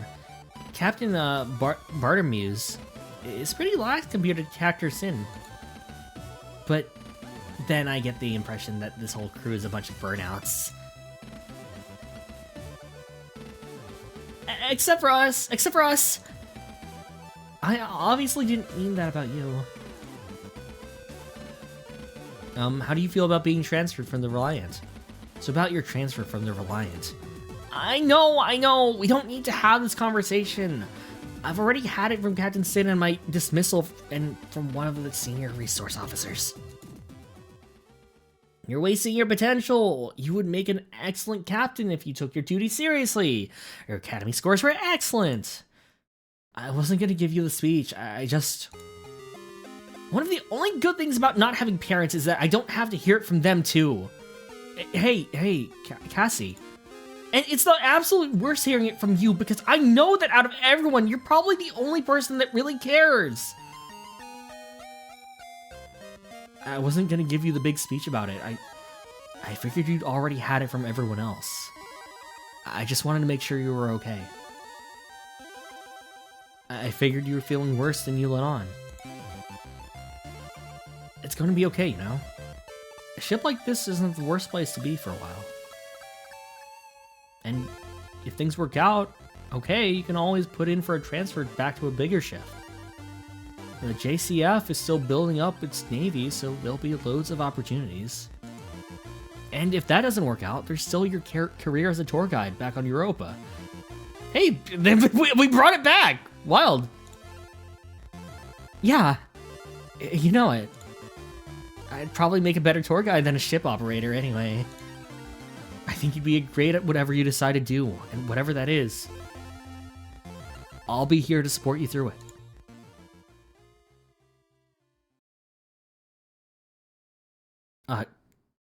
Cassie? You're so cheesy sometimes. Hey! Come here! Probably nice. You expected a slight horror twist, not gonna lie. Bro read the Partner 101 communication book. Dude, for real. What do you want to do when we got some shore leave? So now that we're on the same ship, our shore leave will line up. Do you have anywhere you want to go? Anything you want to do? I hadn't thought about it. I guess that means we'll be able to go on a lot more dates now. Oh, I know. Did you hear about that new colony they've added to the Europa cluster? She's taking me to the wardrobe bed. She's making space on the ship for me. That was really sweet. It was. It's got an ultra-efficient water handling plant, and the planners have included a water park. We should go as soon as it opens. A water park? What's that? You've never heard of a water park? Never. They're one of the coolest new features on the new colonies they're building. They're like lots of big swimming pools with slides and rivers and all sorts.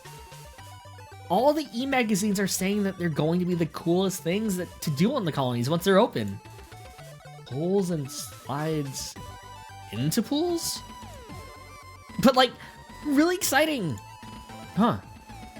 Okay, I guess when we're next docked, I'll see if I can book us some tickets. Awesome!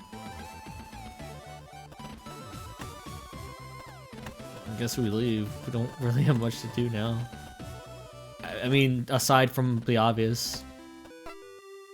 Captain's quarters sits at the end of the corridor, differentiated from the other doors in the corridor by the small insignia that sits above the nameplate.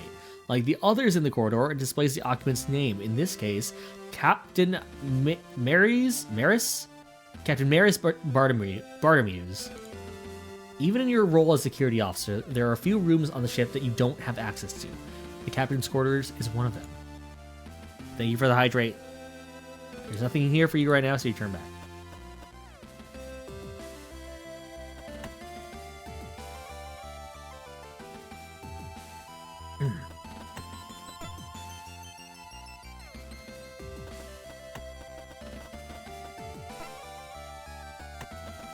I'm totally fine. This is a perfectly normal girlfriend experience, right? I'm completely normal. Where do I go? Have we been in the mess hall? We have.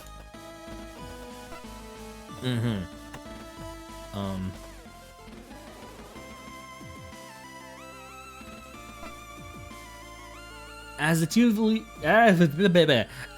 you leave the central hub, behind you and travel down the aft side thoroughfare, the hum of the engines continues to grow louder. You would effectively filter the noise out in the rest of the ship, but as you get closer to the rear of the ship, its volume increases considerably. Are the engines supposed to be that loud? Are the what? I said, are the engines supposed to be that loud? The what? I said, are the engines? I heard you the first time, I'm just messing with you. This girl. This woman.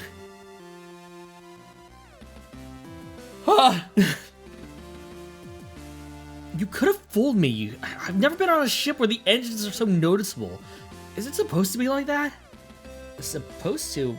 No, not really. But the Gundog is a Swift class, a type of patrol ship that's designed for rapid response.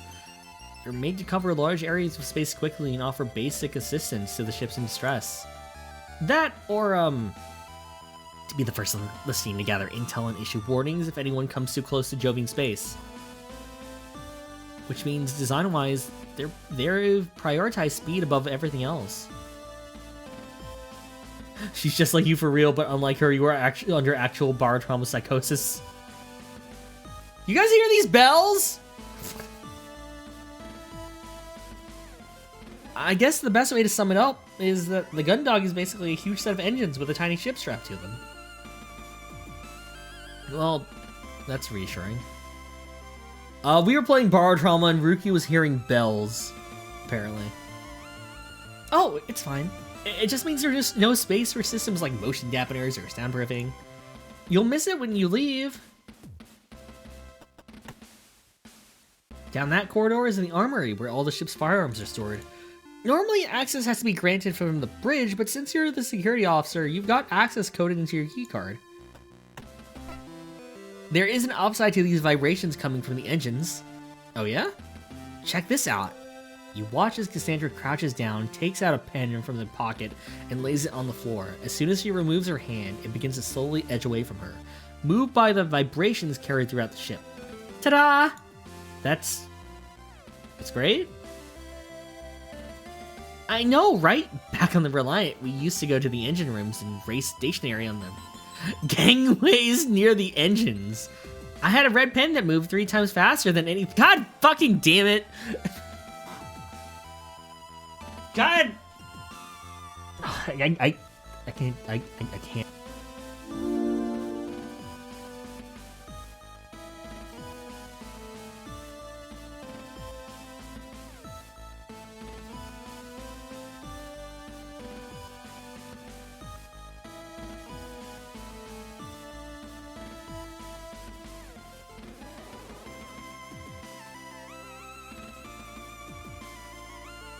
3 times faster.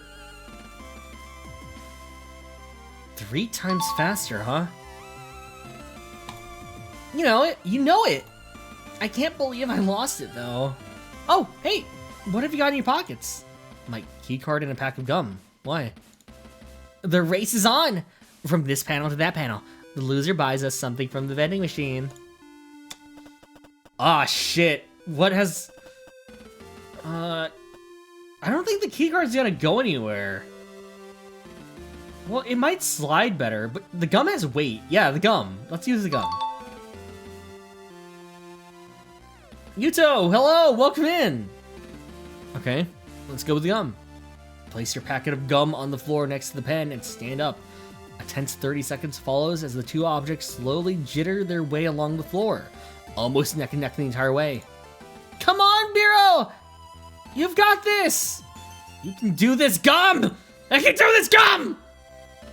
The sporting event of the century looks like it'll end in a draw, but at the last moment your packet of gum slowly moves off in a different direction. Wait, what? That's just not good. This allows Casey's pen to take the lead and pass over the seam between one 4-panel and the other. Ah! Yes! The drinks are on you.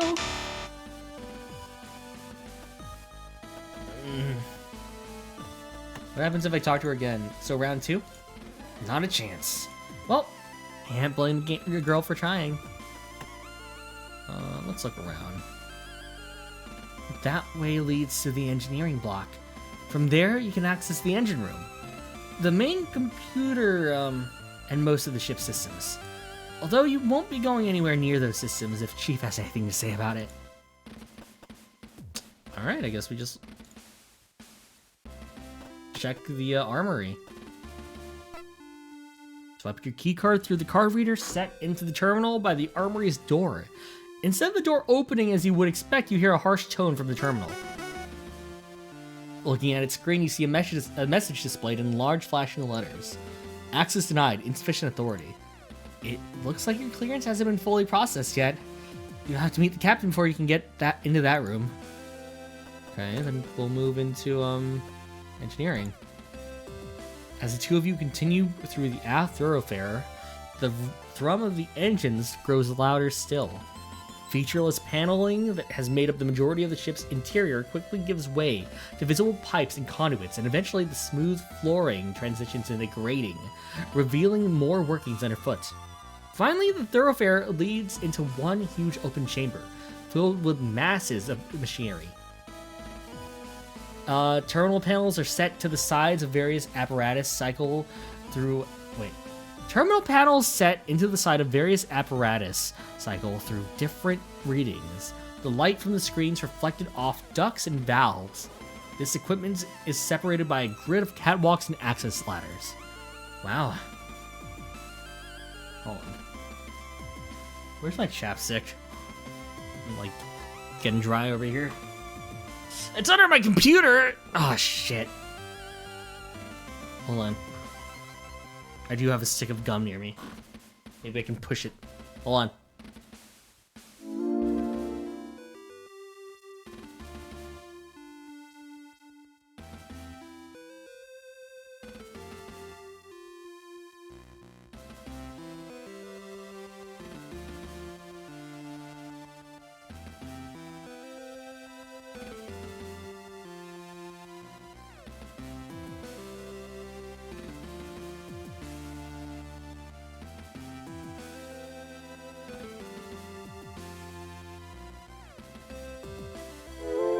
If she had a pen, it would have rolled, of course. That's a lot of stuff. A lot of stuff is right.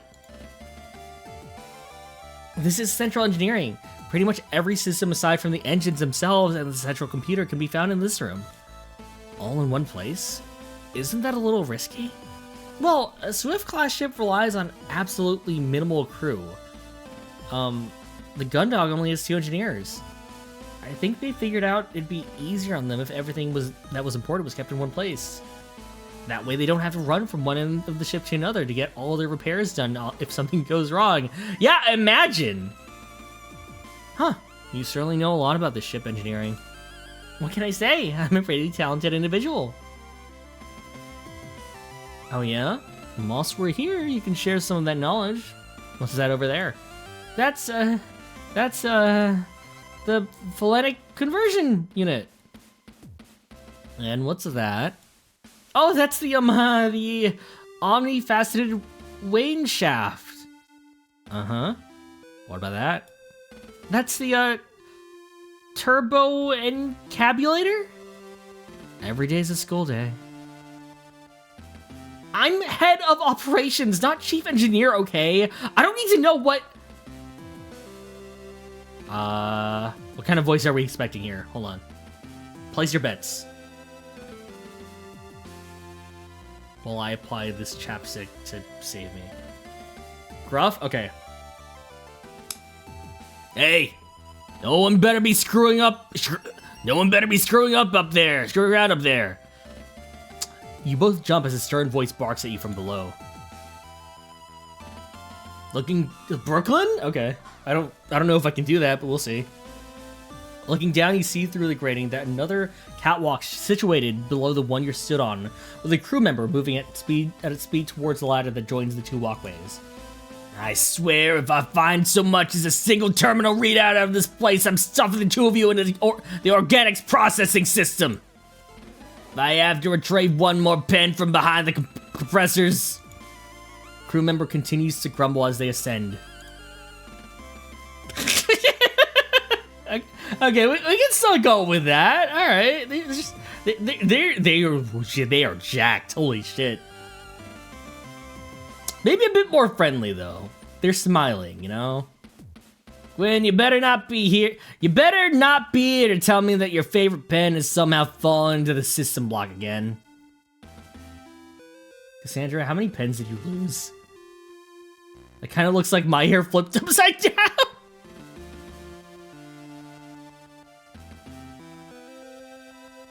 See, I'm getting like Meryl from Metal Gear vibe. Maybe we drop the Brooklyn, but we still go rough, you know? I'm sure there'll be someone else who we can do. Well, we'll see. If I drop something there, do you think they'd help you? They just said that they'd put us in, like, organic processing. Quinn, you better... Quinn, you better... Hold on. Quinn, you better not be here to tell me that your favorite pen has somehow fallen into the system block again. No, Chief. Got it right here. Damn straight you do. Now make sure you hang on to that one or you're gonna need someone to pull you out of the system block instead. And who's this? Our wayward security officer? He got a name there? You quickly throw a sharp salute at the woman in front of you without even checking her rank first. Not only does she loom over you physically, but you quickly pick up on a force of personality that feels like it adds an extra 6 inches to her considerable stature. Think this can work out? You spice jeans, I guess. Buff lady, wowie zowie. Oh. Lieutenant Caster, security officer for the JFS Gundog, ma'am. Less of that ma'am business, Caster. Name's Mackenzie Cathays? Chief engineer, but that's chief to you. Yes, ma'am, chief. Damn straight. But maybe a broken accent might still work. Now what the hell are you two doing in engineering? I was just giving Lieutenant Caster a tour of the ship, chief. That's so. You never been on a ship before, Lieutenant? First assignment? Never on a Swift class, Chief. I've only served on strike or supply classes to date. That's so. With strike vessels. The JFS Victory and JFS Thunderbolt, Chief. Victory and Thunderbolt, huh? Don't think either of those two are less than 3 years old, so probably wouldn't have seen the new streamlined distribution systems. I wonder if you would have seen the power coils, though. I think the Victory was part of that production. You and Cassandra exchange a quick nervous glance as the chief, who had previously seemed like she was about to physically throw both of you out of engineering, suddenly begins a conversation with herself. Continue to stand into a nervous attention as she ruminates about the ship components. Chief, is there anything I can help you with about those ships? Oh, huh? Lieutenants! Didn't realize you were still here. No, you're off the hook, Caster. Not unless you can tell me whether the Victory was outfitted with the 3rd generation B pack upgrades anyway. Sorry, Chief, I don't think I could. Huh. Wonder if that's because the retrofitting takes into account space availability in the ship's interior for minimal traversal impact. Although maybe it could be that it takes... I think now would be a good time for us to move on. Good idea. Well, that's all, Chief. We'll just be going now. Oh yeah, sure. Just don't let me catch you screwing around in here again.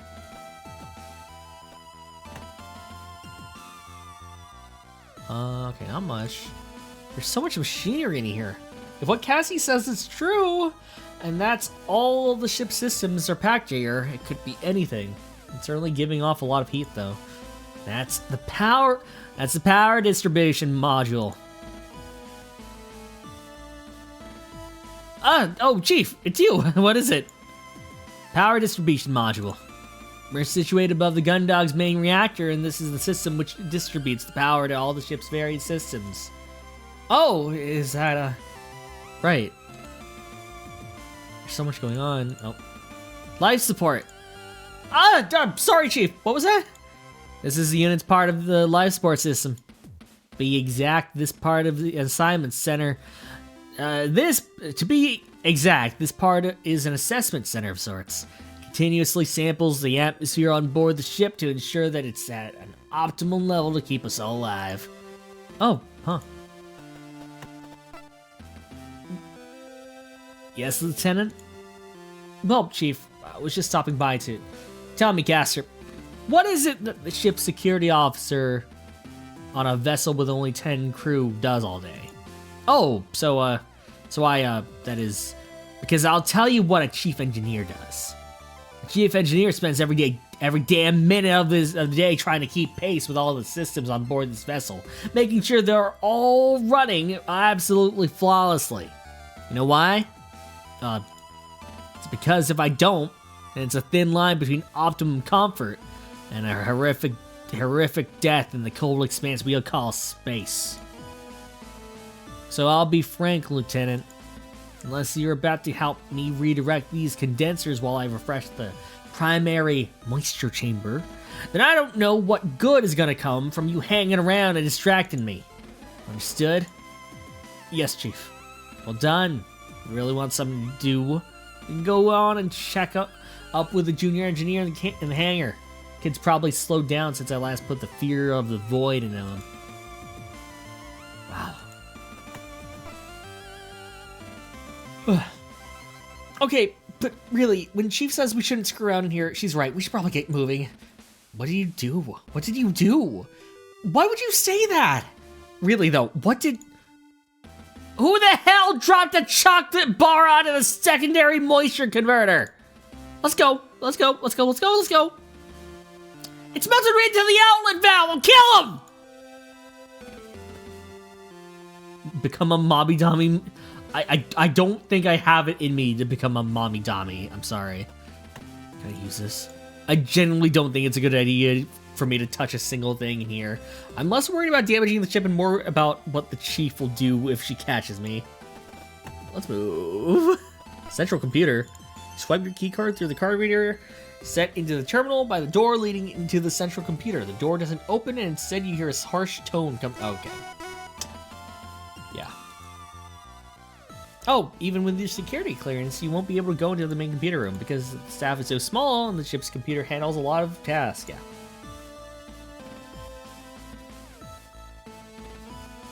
Oh, I didn't think any of the ships I've been on had a computer system like this. The bigger ships usually have their computing distributed amongst multiple systems across the ship. But because they've also got larger crews, there's more that people on board are responsible for. I think that because the Swift class is so small and there's such a limited crew, they need to assign more functionality to the computer. Because of that, it's a lot more vital that no one screws around with it. I see. You said that operations have access. Can we take a look with using your authority? Well, since the whole reason I'm here is that I didn't exactly take my responsibilities with the Reliance computer system seriously, the captains told me not to mess around with it. Ah. But it's not that interesting anyway. Alright. Engines?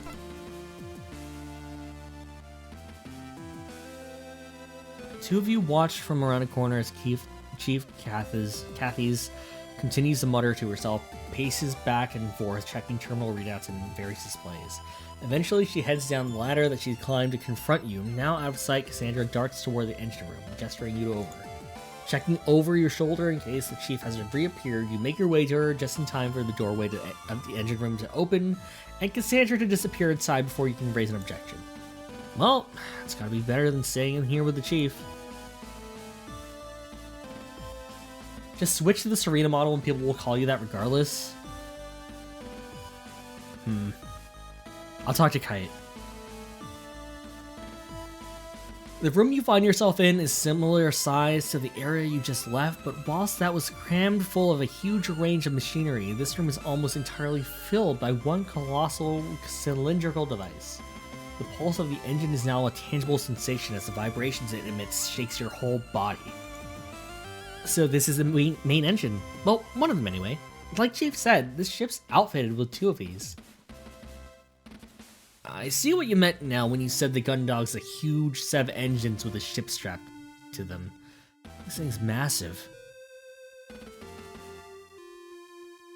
I know! Look at it! And I feel like you could probably fit the rest of the ship in this room if the engines weren't here. That's because it's impossible to get the Higgs field distortion drive any smaller. Oh, Chief! Oh, Chief! I know you said her that, So these engines are actually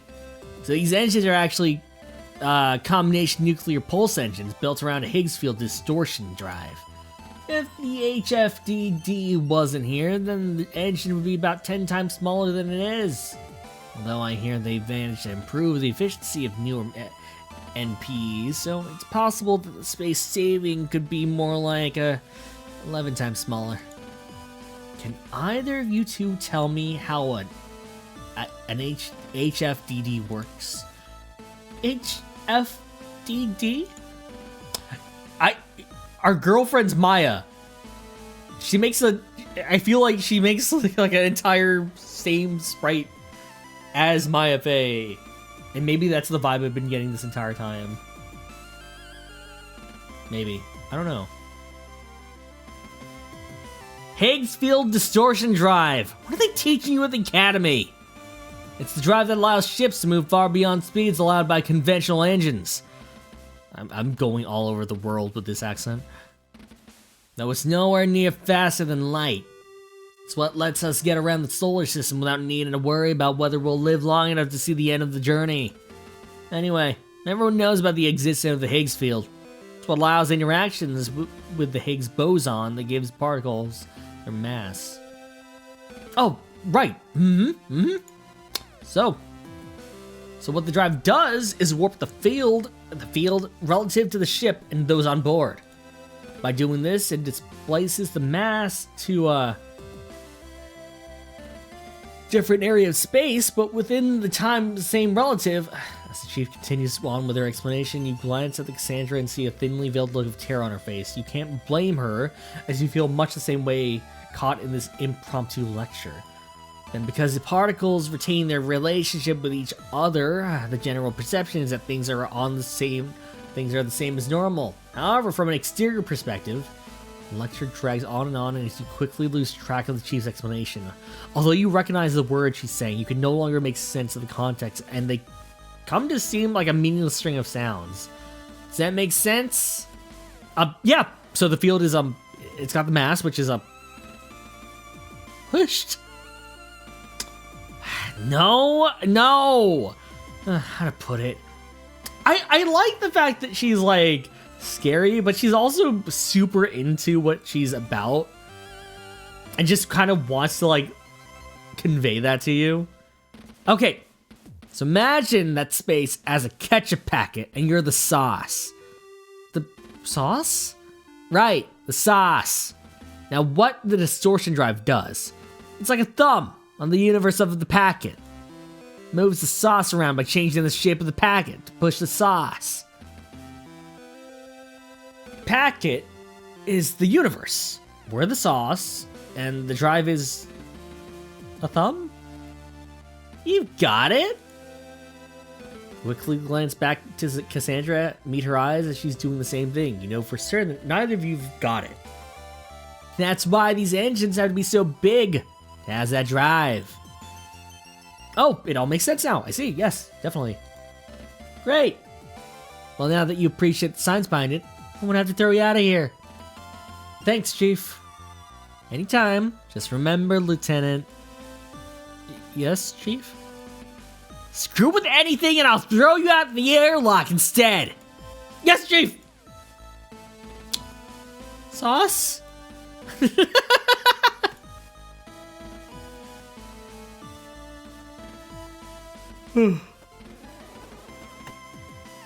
I can't be 100% certain that the Chief was joking when she offered that one-way trip out the airlock. I'll leave it alone.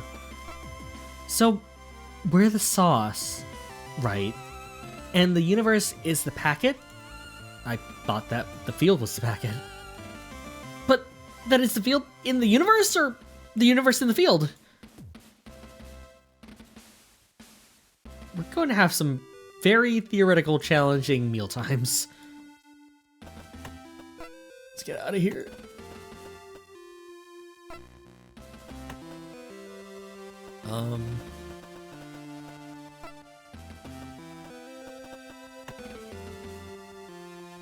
Bridge or sick bay? I guess we go to sick bay.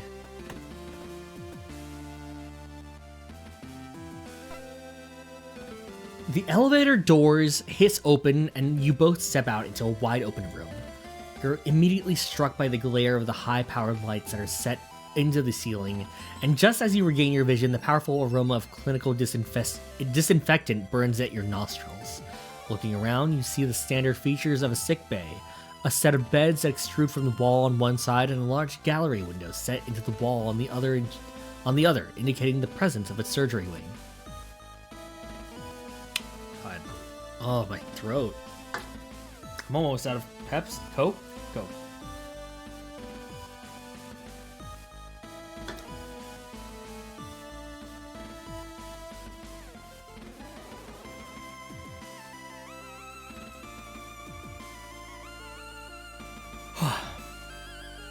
The walls are lined with cupboards and cabinets containing medical supplies and various devices set on countertops. In the middle of the room is a large desk set to face the entrance. On the side closest to you are two chairs, and on the other sits a figure that you almost mistake for a piece of medical equipment until they look up.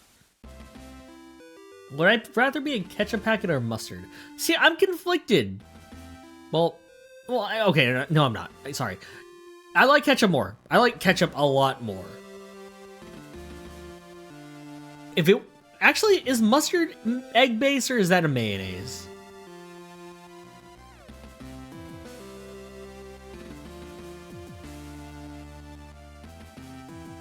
Miss Quinn. Wait. Miss Quinn, excellent timing. I've just finished the analysis of your, Hey, Doc! Don't worry about that right now. I'm giving a tour to our new security officer. Mayo is egg-based. Okay. Very good, Miss Quinn. Hello, Lieutenant Castor. I'm the ship's doctor, Cypher Rosarium. I've reviewed your file already, so please feel free to stop by with any complaints.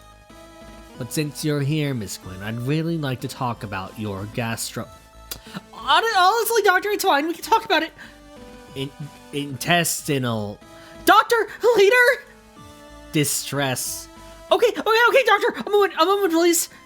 Honey, if you could give me a few minutes with the doctor. Being called honey is an experience.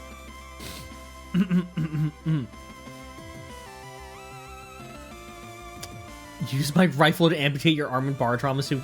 But isn't Ven learning how to use an axe? Wouldn't that be easier than trying to cut off your arm with a gun? Is that farting? I don't know. I don't know my medical terms. Yeah, no problem. Cassandra grabs the doctor by his sleeve and drags him over to the surgery wing, yanking him through behind her. Once the door closes, you can't hear them, but you can still see the two through the gallery window. You decide to turn your attention away and examine a nearby poster on space illnesses.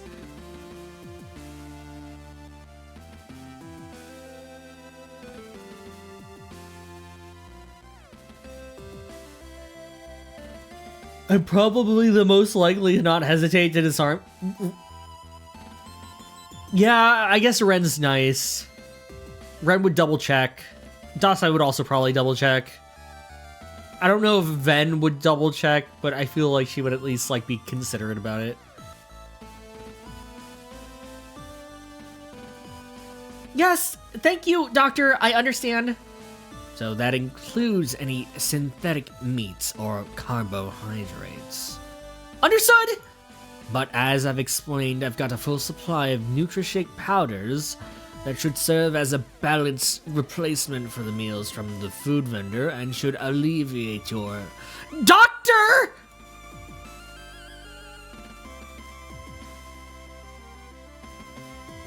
Tummy troubles. This tour is moving on! I like this doctor. Lieutenant, are you feeling unwell? No, I'm feeling fine. Yeah, she gassy. Have you come to pick up any medication? No, I'm totally alright, thanks. Have you come in for a precautionary checkup? No, nothing like that. Then are you here to ask about my mechanical elements? Oh, what? No, of course not! Oh. Well, in that case, Lieutenant Castor, I'm not sure I can help you today. Don't worry about it. So, I swear! Not one for patient-doctor confidentiality. That man is like a laser beam! He gets straight to whatever task is in front of him with no time for things like common courtesy, bedside manner, or privacy! Yeah, I got that impression. The worst part is that after all of that, he tells me I'm allergic to the synthetic elements they use in the mess hall's food vendor? Can you believe I'm on a NutriShake diet between now and when we return to port? I thought those ingredients were supposed to be hypoallergenic. No animal product suitable for everyone? I know, but the doctor's saying that it's a rare condition. That means I react to one of the compounds they use in the production. So, no more hamburgers for you? But there's one silver lining. What's that? The vending machines use real ingredients. Chocolate and chips are still on the menu. An important part of any balanced diet. She's totally lactose intolerant but consumes her weight in dairy. 100%.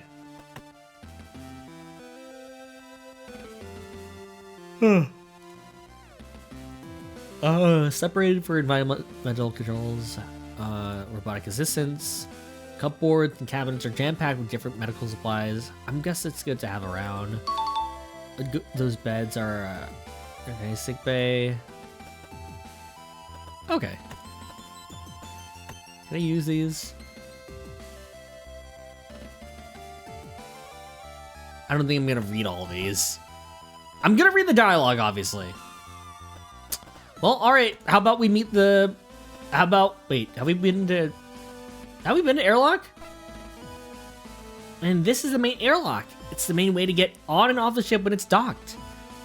Thanks, but I've already been here. Oh, really? When? Actually, I think I'm confusing it with somewhere else. What else can you tell me? Well, it's got one of the best views on the ship, for one thing. You look around, but can't see any windows. You wouldn't expect to be on a military vessel where an inclusion like that could compromise the structure. Here? Really? Yeah, really, check it out. Cassandra strides over to the terminal set into the wall next to the airlock hatch and quickly begins typing commands into it. You hear a sequence of beeps and she stands back, gesturing proudly to the screen. Do we want to be in the airlock with this airhead? Hey, that's my girlfriend you're talking about. Take that back. Take it back. Not bad, huh? You look at the screen, but all you can see is a dark display with a few... Wait, are you talking about me? If you're talking about me, that's fine. All you can see is a dark display with a few errant pixels suspended on it. Is that working? Of course it's working! Look, she's playing Steak. You stare a little harder at the screen, and although it takes you a moment, you eventually realize that's an external feed. That's right! Normally you can only see out of the gun dogs from either the bridge or the hangar. But the ship's covered in small cameras for combat situations. You can access the feeds from the terminals around the ship. That's actually pretty cool. But isn't the view from the bridge or the hangar better? You know, because you're actually looking out? Well, maybe, but there's always someone else around. You never get the view yourself. No one ever comes here, and it's so quiet. It's almost like you're out there. I guess I can see what you mean. It's pretty quiet this way, and with a fancy screen like that, it's basically the real view. I knew you'd understand. I'll add the command to your terminal access. That way you can come out here and see the stars whenever you want. Thanks. So, you come out to the airlock a lot? Define a lot. More than once for coming on board and once for departing. There's nothing wrong with hanging out in the airlock. Sometimes you just need a bit of personal space. On a small ship like this, it's the only place you can really get some time to yourself. Even on a big ship like the Reliant, there's not many places to get away from everyone.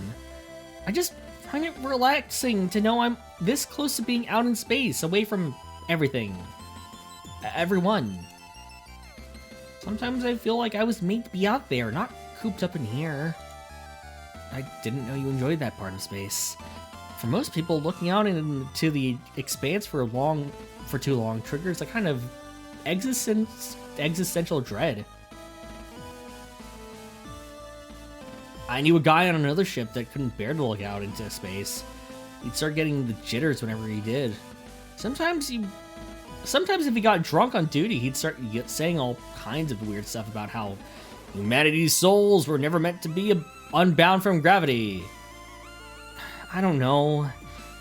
It's just like there's something out there that's calling me, you know? Well, that's until I'm late for my shift and the captain sends out a ship-wide message telling me to haul ass up to the bridge. Then I know there's something calling me. Then I know something's calling me.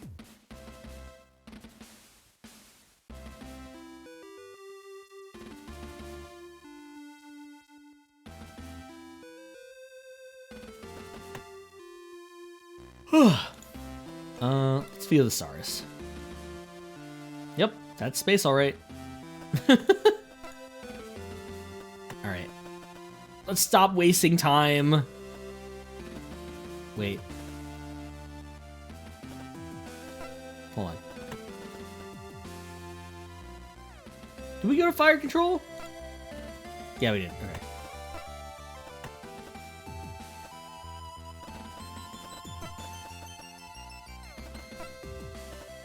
All right, Captain. You step from the elevator onto the bridge, and what seems to have been a pretty quiet atmosphere turns totally silent as the two women present, who had previously been observing a screen, turn to face you. You identify the captain almost immediately by her uniform, although you are given pause to wonder if you've misjudged as she listlessly straightens up and heads over to you with an air of disinterest. The other woman shoots you a look but remains seated at her station, quickly turning away when she realizes you've caught her looking your way. You presume from her position on the bridge she must be a member of operations like Cassandra. This must be the Vanessa she mentioned. Lieutenant Soren Castor, entering the bridge and reporting for formal assignment. You declare, throwing a sharp salute with Cassandra quickly following suit. Lieutenant Commander Cassandra Quinn, entering the bridge in accompaniment of Lieutenant Castor. You're taken aback slightly as you realize that you've hardly ever seen Cassie be serious about anything, even her position. Whenever she's had to talk about her assignments, it's always been dismissive or in a joking way. You're caught so off guard that you almost miss the captain addressing you. Oh wait, captain and a gunner sub-captain.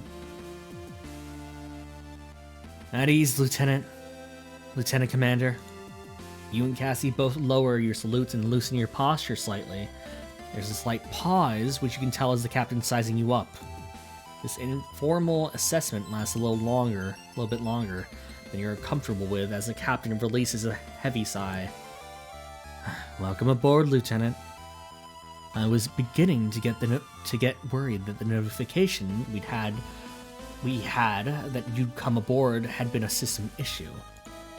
I trust that you haven't had too hard a time finding your way to the bridge to introduce yourself? No, ma'am. I was just...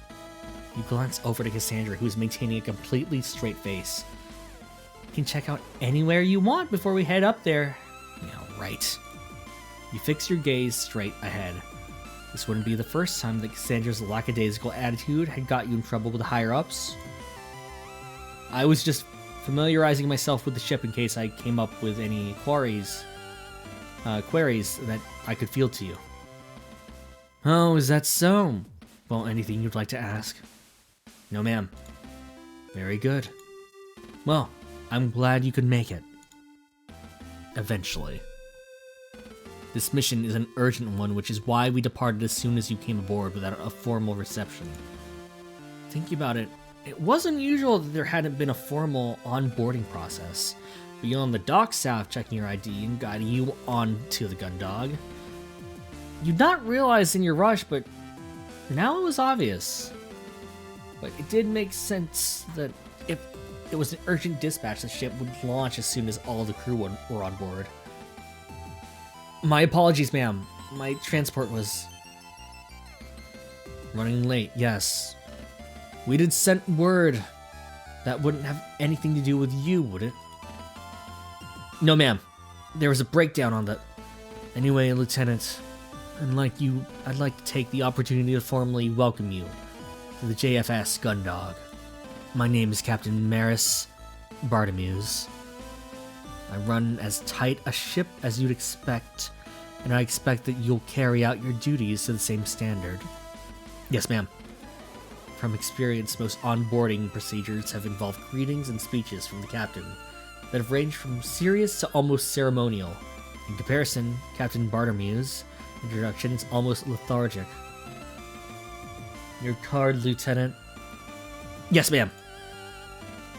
Oh, we can finally use our items.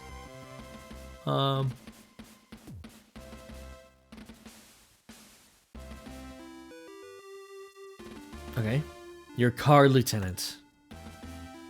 She inspects it for a moment before taking it to a control panel near the captain's chair. You remain in position, not quite at ease, but not quite at attention. Looks at God Eater. This is how a captain should be dressed. You know, clothes. You watch as she enters some commands into the console before inserting your card into a slot. There is a sound of whirring followed by a series of beeps before your card is ejected and the captain takes it back. You can now access the map of the ship. Oh, okay, cool. Oh, cool! If an event happens in between me fast traveling and the place I need to go, it'll just play.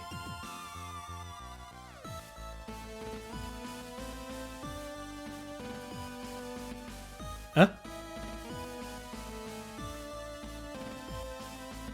Wait, what? Oh. Cool.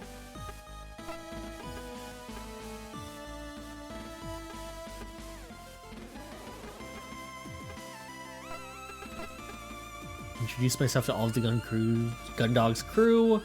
Visit the armory, collect my sidearm, introduce myself to captain, introduce myself to the other bridge officer. Got it. With this, Lieutenant Castor, you now have access to all areas and authorities befitting the ship's security detail. Your responsibilities begin with immediate effect. Thank you, ma'am. You're also now authorized to take an appropriate electroshock weapon from the armory.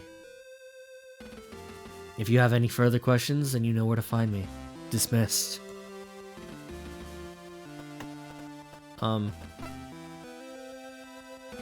Yes, Lieutenant. How can I be of assistance? Cassie, you're being... Respectfully, Lieutenant Castor, I would appreciate if you would address me as Lieutenant Commander Quinn. Ah, I see.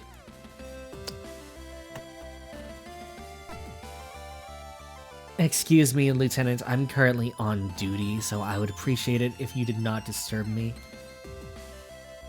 Lieutenant Lord, Lieutenant Castor is the ship's head of security. Since I'm here, you can take the time to introduce yourself formally. Great. I've got it. I've got this. See you in 5. So you're the security officer that Cassandra's been going on about. That's right. Lieutenant Soren Castor, pleased to meet you. Well, I'm Vanessa Lord. I serve on the bridge as part of operations. Cassandra's told me a lot about you. Is that right? What kind of... I'm disappointed that you're nowhere near as attractive as she made you out to be.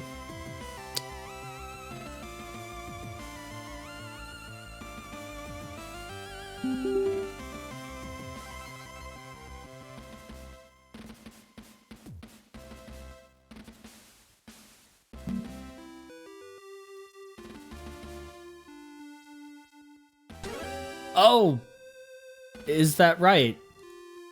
I thought it was too good to be true, that some dashing officer would be transferred here at the last moment. Instead, we've just got another lunk. Well, how was it you even got transferred here on such short notice? I was looking over your records earlier, and you were mid-assignment on the Duke. Why would they transfer you instead of... Whoa, hey, look at the time! I think your break's over, Lieutenant Commander Quinn. I think Vanessa needs to get back to her station.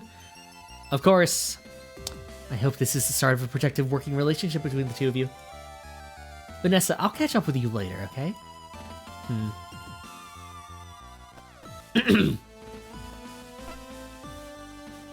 Yes, Lieutenant. Captain, I received my posting to the Gundog. I was informed of my role, but I didn't receive the ship's briefing documents. If I may, what's the Gundog's objective? We've been alerted by another Swift-class patrol vessel, the O'Brien, about signals coming from the edge of our territory. The O'Brien is currently on a solo patrol in outer Jovian space, so we've been sent to provide backup or support as necessary. Of course, if something were to attack two Swifts, it's not as if they could put up much of a fight. Really, it's more of a case that we're out there, so that if anything does happen, at least one vessel will be able to get away to warn the colony fleet. I see. Oh, did I just say that out loud? Yes, ma'am. Forget what I just said then. That's an order. Yes, ma'am. Well, okay.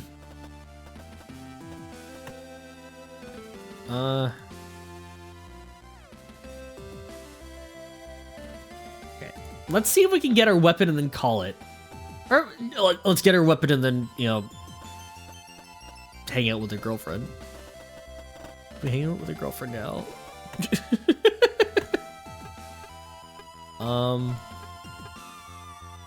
Airlock, corridor, my quarters.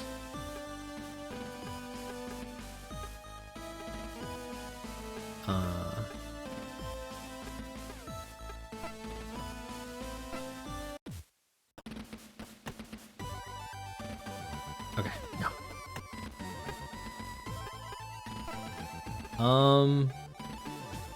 Engineering, engine room, sick bay, armory.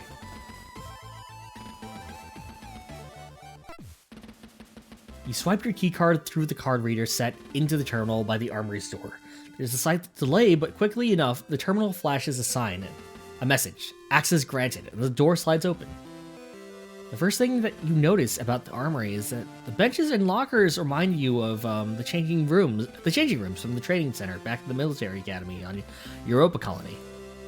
As you walk past them, you take a closer look and realize that they're the exact kind of benches used on the larger ships you've been stationed on, which had sports facilities and changing rooms on board.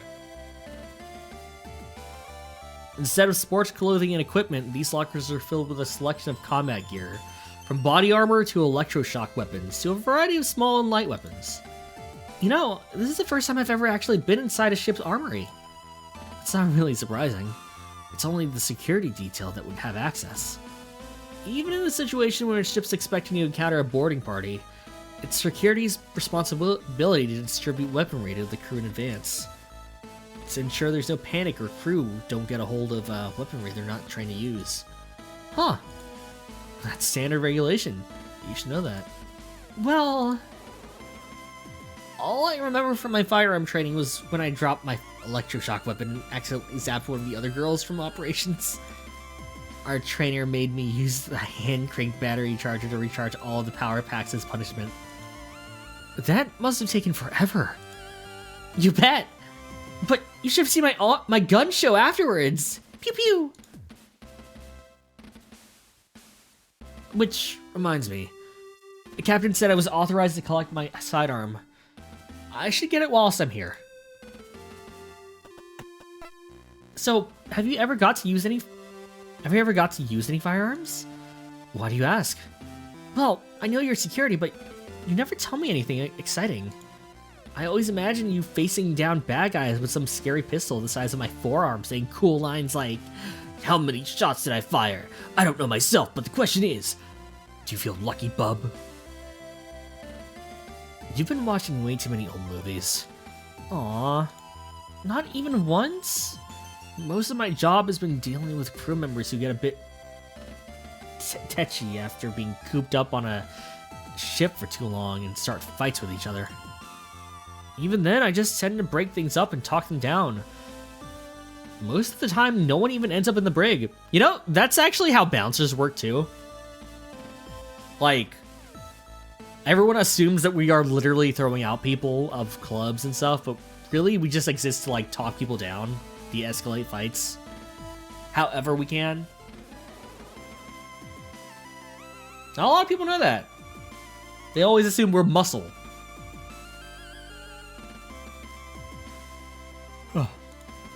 You've got to have done something more exciting than that.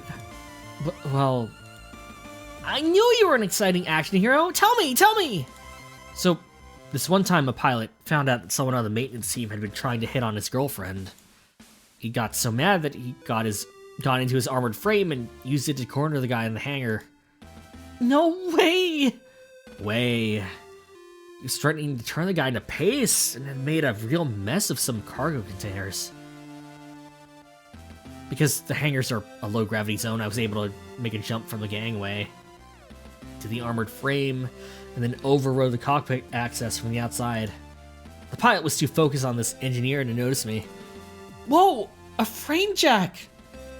Did you use a cool line when the cockpit opened? Pick on someone your own size. Or something? No way. I put 50,000 volts into the guy's shoulder the second I had a clear shot. Aw, come on, you're no fun.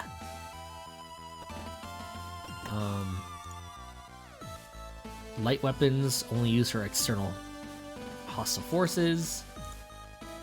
Okay, use.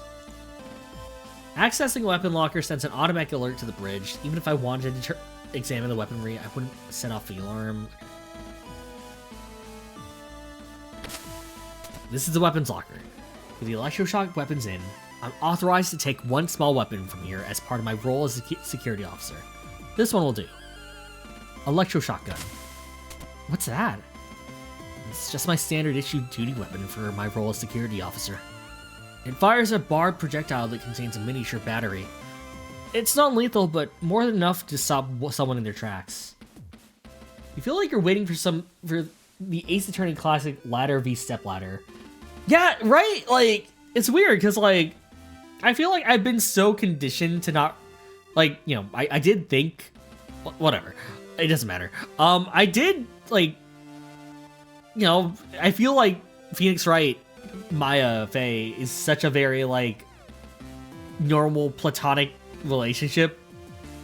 So it's weird to kind of have that same chemistry going on, but, like, she's literally a girlfriend. Lametti, oh! Am I soul gutting from those soul dogs? My dogs do hurt. I have been running around the ship non-stop. Fires a bar projectile that can carry. Yeah, okay. I see. Absolutely not. Aw, come on! I'm not shooting you. The back and forth of two people who are just a page away from each other, but somehow on the same wavelength. Yeah, exactly. Like opposite ends of the page, two sides of the page. I guess I've done everything. Let's leave. Cassandra leading the way. The two of you leave the armory behind you in 7. Yeah. Well. That's it. Soren, consider yourself officially acquainted with all there is to be acquainted with on board the one and only JFS Gundog. Yeah, I didn't think we'd get an established relationship either.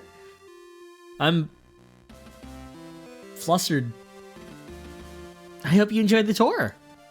I did. It's probably up there in my top 5 ship orientations. Top 5? Okay, you're right. Top 3. What?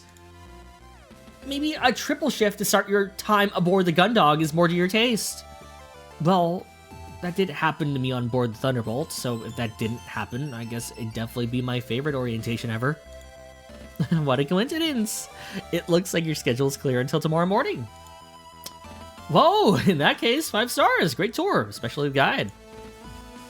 So now that the tour is over, your duties don't formally begin until tomorrow.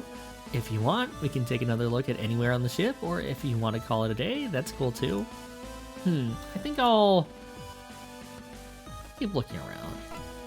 I think I'll take another look around. It's best if I'm completely up to speed on everything there is to know about the ship before I start my duties. Roger that, Lieutenant. Let's go. But when you decide that you've got everything you figured out, it's probably best to head back to your quarters. You've got a big day ahead of you. Okay, let's go to your room. Actually, is anyone else around?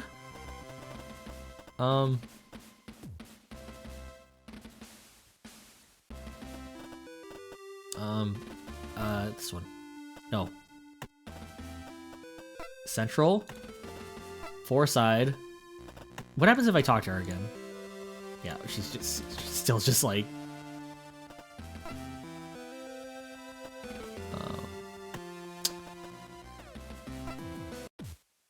Alright. Still got the rest of the ship to check out. What? No, we don't! Alright, let's go. Let's go back to our room. Yes.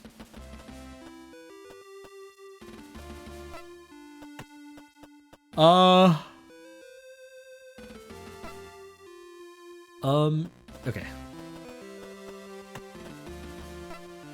So now that the tour's over, your duties don't formally begin until tomorrow. If you want, we can take another look around. I'll call it a day.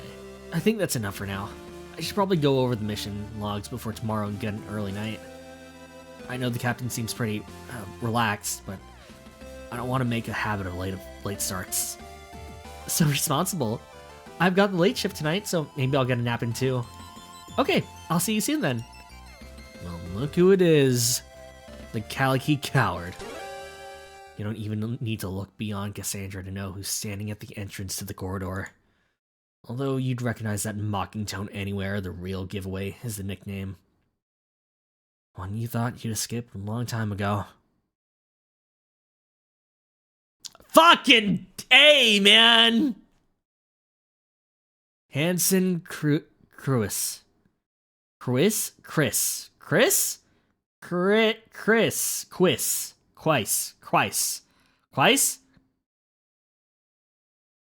Or as you knew him, Calicky 3. Of the members of the Calicky squadron who'd taken part in the battle, he'd been the only one to return. Even then, that had only been after the ceasefire had been signed. A full 13 hours after he'd launched. Cries. I don't know. We'll see. From what you'd heard from other crew members, he'd survived by playing a game of cat and mouse with the enemy forces in a debris field. By shutting down the majority of his systems and hiding amongst the wreckage, he'd been able to launch surprise attacks, taking down his pursuers one by one. When he came back to the Calicky and saw your armored frame still suspended from its restraints, he'd instantly blame you for the squad being wiped out. You'd taken off when you were supposed to, he argued. The squadron would have been at full strength, enough to survive the surprise attack. No amount of technical data or arguing that it had been physically impossible for you to launch would change his mind. The destruction of the Calicky squadron was on your hands. The worst bit was that you weren't entirely sure he was wrong. Oh, I forgot how they sounded. What's up, Lieutenant Soren? You're not thinking of finishing your first day without meeting an old friend, right?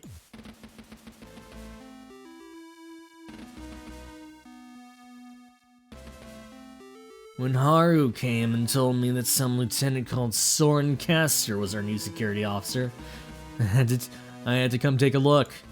No way could it be that wimp from back in the Calicky. It had to have been dishonorably discharged for dereliction of duty. But I guess the JCF was so desperate that they'll hang on to anybody, no matter how much of a screw-up they are. How'd you end up here, Caster? They decided you couldn't handle a full-size ship, so had to put you with the... Wait, they decided you couldn't handle a full-size ship, so had to put you with the smallest crew they could find? You instinctively make your hands into fist, but unclench them quickly before Hansen notices. You haven't been stationed on the same ship as him since the Kaliki, but you run into him a few times on board the colonies whilst you were both on shore leave. Each time had ended badly.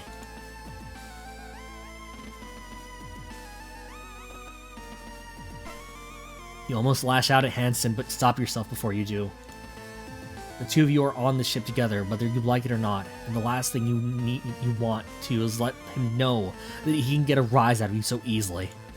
You fight the urge to draw your electroshock weapon here and now.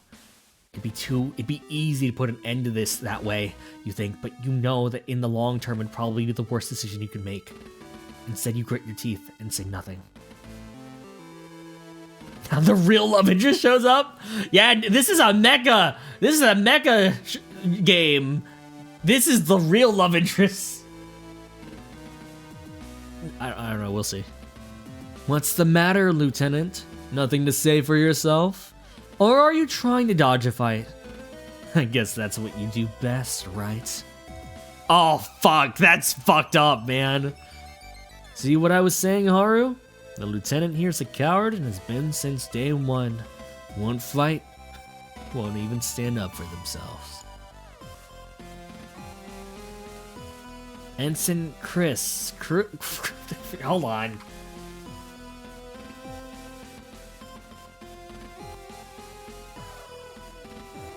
It's, Cress. It's Cress. It's Cress. It's Welsh, apparently. Wait, is it? Where's TM?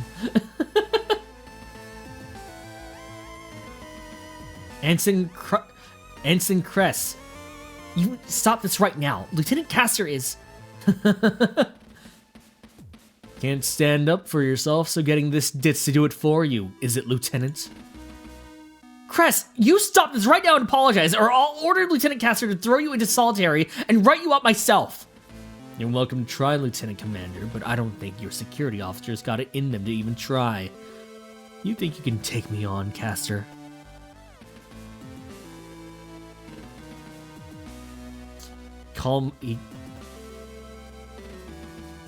He did call my girlfriend a ditz. I don't know about that. You step up to Hansen and place your hands on his hips. On my hips! On my hips! Squaring directly to him. You look into his eyes and wait for him to blink. A few tense seconds pass, but eventually he blinks first. You hold on to a sigh of relief for now. Ensign Cress. That's a request from a senior officer. I suggest you don't force the Lieutenant Commander to make an order. Hey, Hansen, idiot! My girlfriend is better than you! You're so close that you can feel Hansen's hot breath on your face as he exhales through his nose and smirks. Why is that? I'm worried about what you'd have to do when I disobey it. Come on then, Lieutenant. What's it gonna be? You gonna show me who's boss aboard this ship? You gonna make me obey that order? You wanna think long and hard about what you're going to do, Lieutenant? Never know when you're gonna need a friend like me. I mean, we're all crewmates here, right? I'm not heartless. I'll even help losers like you if you've done me a solid or two. So maybe you should act like a professional for once. Or are you gonna do something stupid and show the Lieutenant Commander that you're just as much of a screw-up as she is? And take a deep breath and...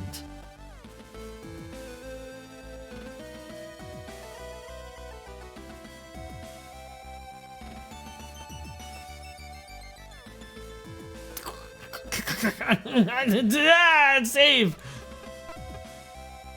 He's do nothing. Do nothing. Yeah. With Hansen's breath hot on your face, you do everything you can to not bat an eye at that last comment. As much as you'd like to put 50,000 volts through him for insubordination and insulting a senior officer, you know that would be letting him win. Instead, you glare into the ensign's eyes for a few more seconds before shrugging and sidestepping him, walking back to Cassie. Lieutenant Commander, thanks for the orientation. I'll see you tomorrow. Good luck with tonight's duty. Oh, yes. You're welcome, Lieutenant. If there's anything else, let me know. I'll see you tomorrow. As you're saying goodbye to Cassie, you hear a scoff from behind you, and Ensign places his hand on your shoulder. Don't walk away from me, Caster. You quickly bat his hand off you as you turn to face him. Ensign, I'm not formally started my duties yet, so frankly, I'm not dealing with you right now. If you want to do this again tomorrow, when I'm on the clock, be my guest. You give Cassie a nod and she turns and walks away. Hansen turns from you to her and then back to you as you step over to your quarters. You enter your passcode in the panel, and once it opens, you turn back to him. Oh. Ensign Cress? Piss off. That's an order. Hell yeah, buddy!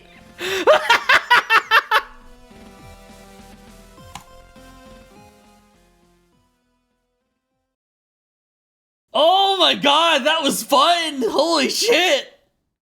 The door slides shut behind you and you wait by it for a moment, expecting to hear Hansen bang on it and demanding that you come back out there. After a few moments, you exhale and relax, letting your shoulders fall and your jaw unclench. You walk away from the door and over to your bunk. You sit on the edge, resting your elbows on your knees and head in your hands.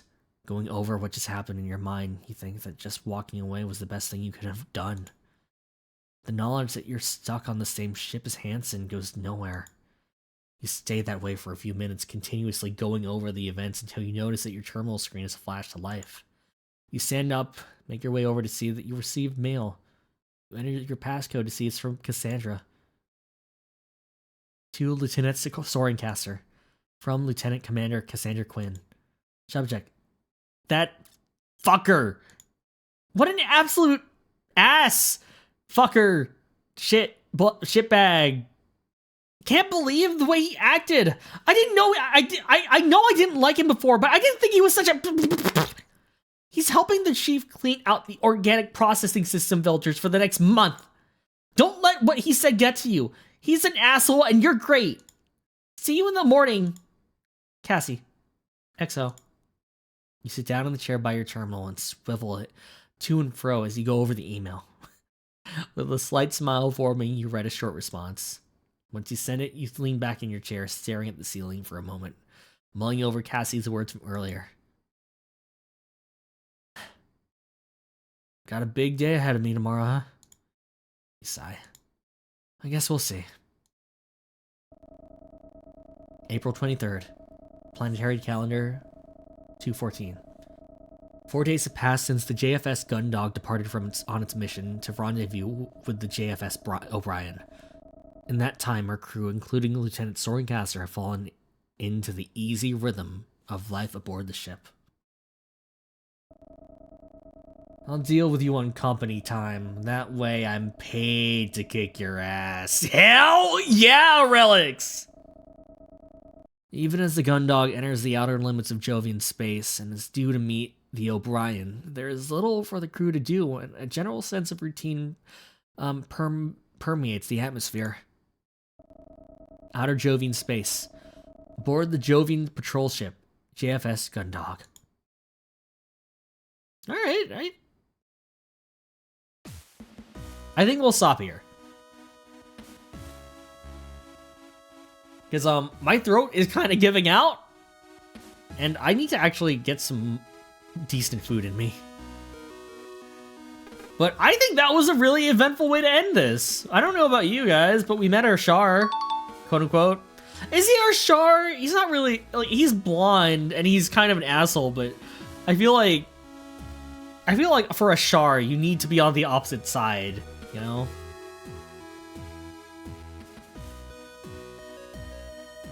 We met our real love. But I like Cassie. Hopefully she, I don't know if this is a game where people die or not.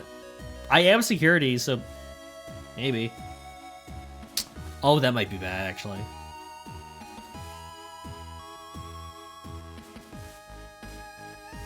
All right.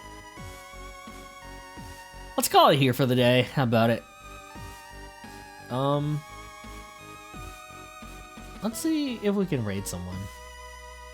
Cassie's good, but did you see how much he hated us? That's hot. You know? Waiting for Cassie to say the censored words. Relics wants enemies with benefits so bad.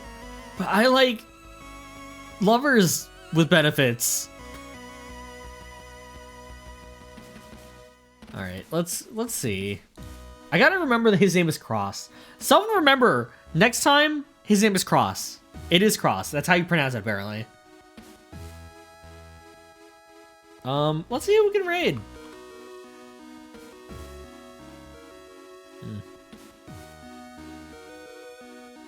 Chris! Fuck! I knew that. Oh wait, was the chat doing this entire time? Why has there been a shadow this entire time? Oh, that's a bummer. Oh well.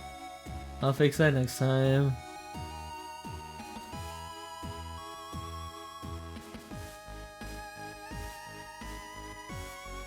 Whoopsie.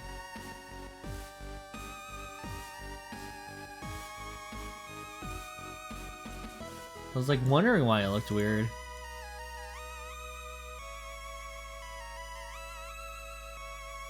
Anyway, scuff aside, let's find someone to raid. How about it?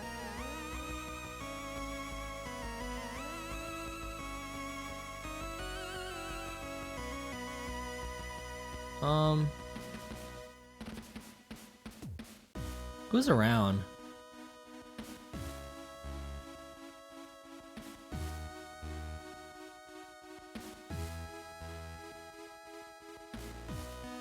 It's just screen burn, not a shadow. Yeah, apologies to any of you guys with OLEDs. You got burned in.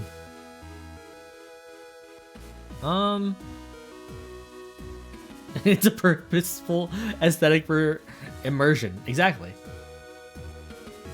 Oh, I should have gone back to see how everyone looked in the Dojin filter. That would have been interesting. Okay. How about we just raid Laxi? Laxi raided me last time, so we just raided in turn. I'm probably just gonna dip though. As soon as I raid, I will be real. Yeah, I'll stick around for a little bit to talk, but you know. Dojin sort. No one's gonna make a Dojin about me. Promise you weren't. Okay, good. But I will fix that for next time. That will say that way this time. I promise. Anyway, let's go raid Laxi. My voice is dead and I just need to take a break.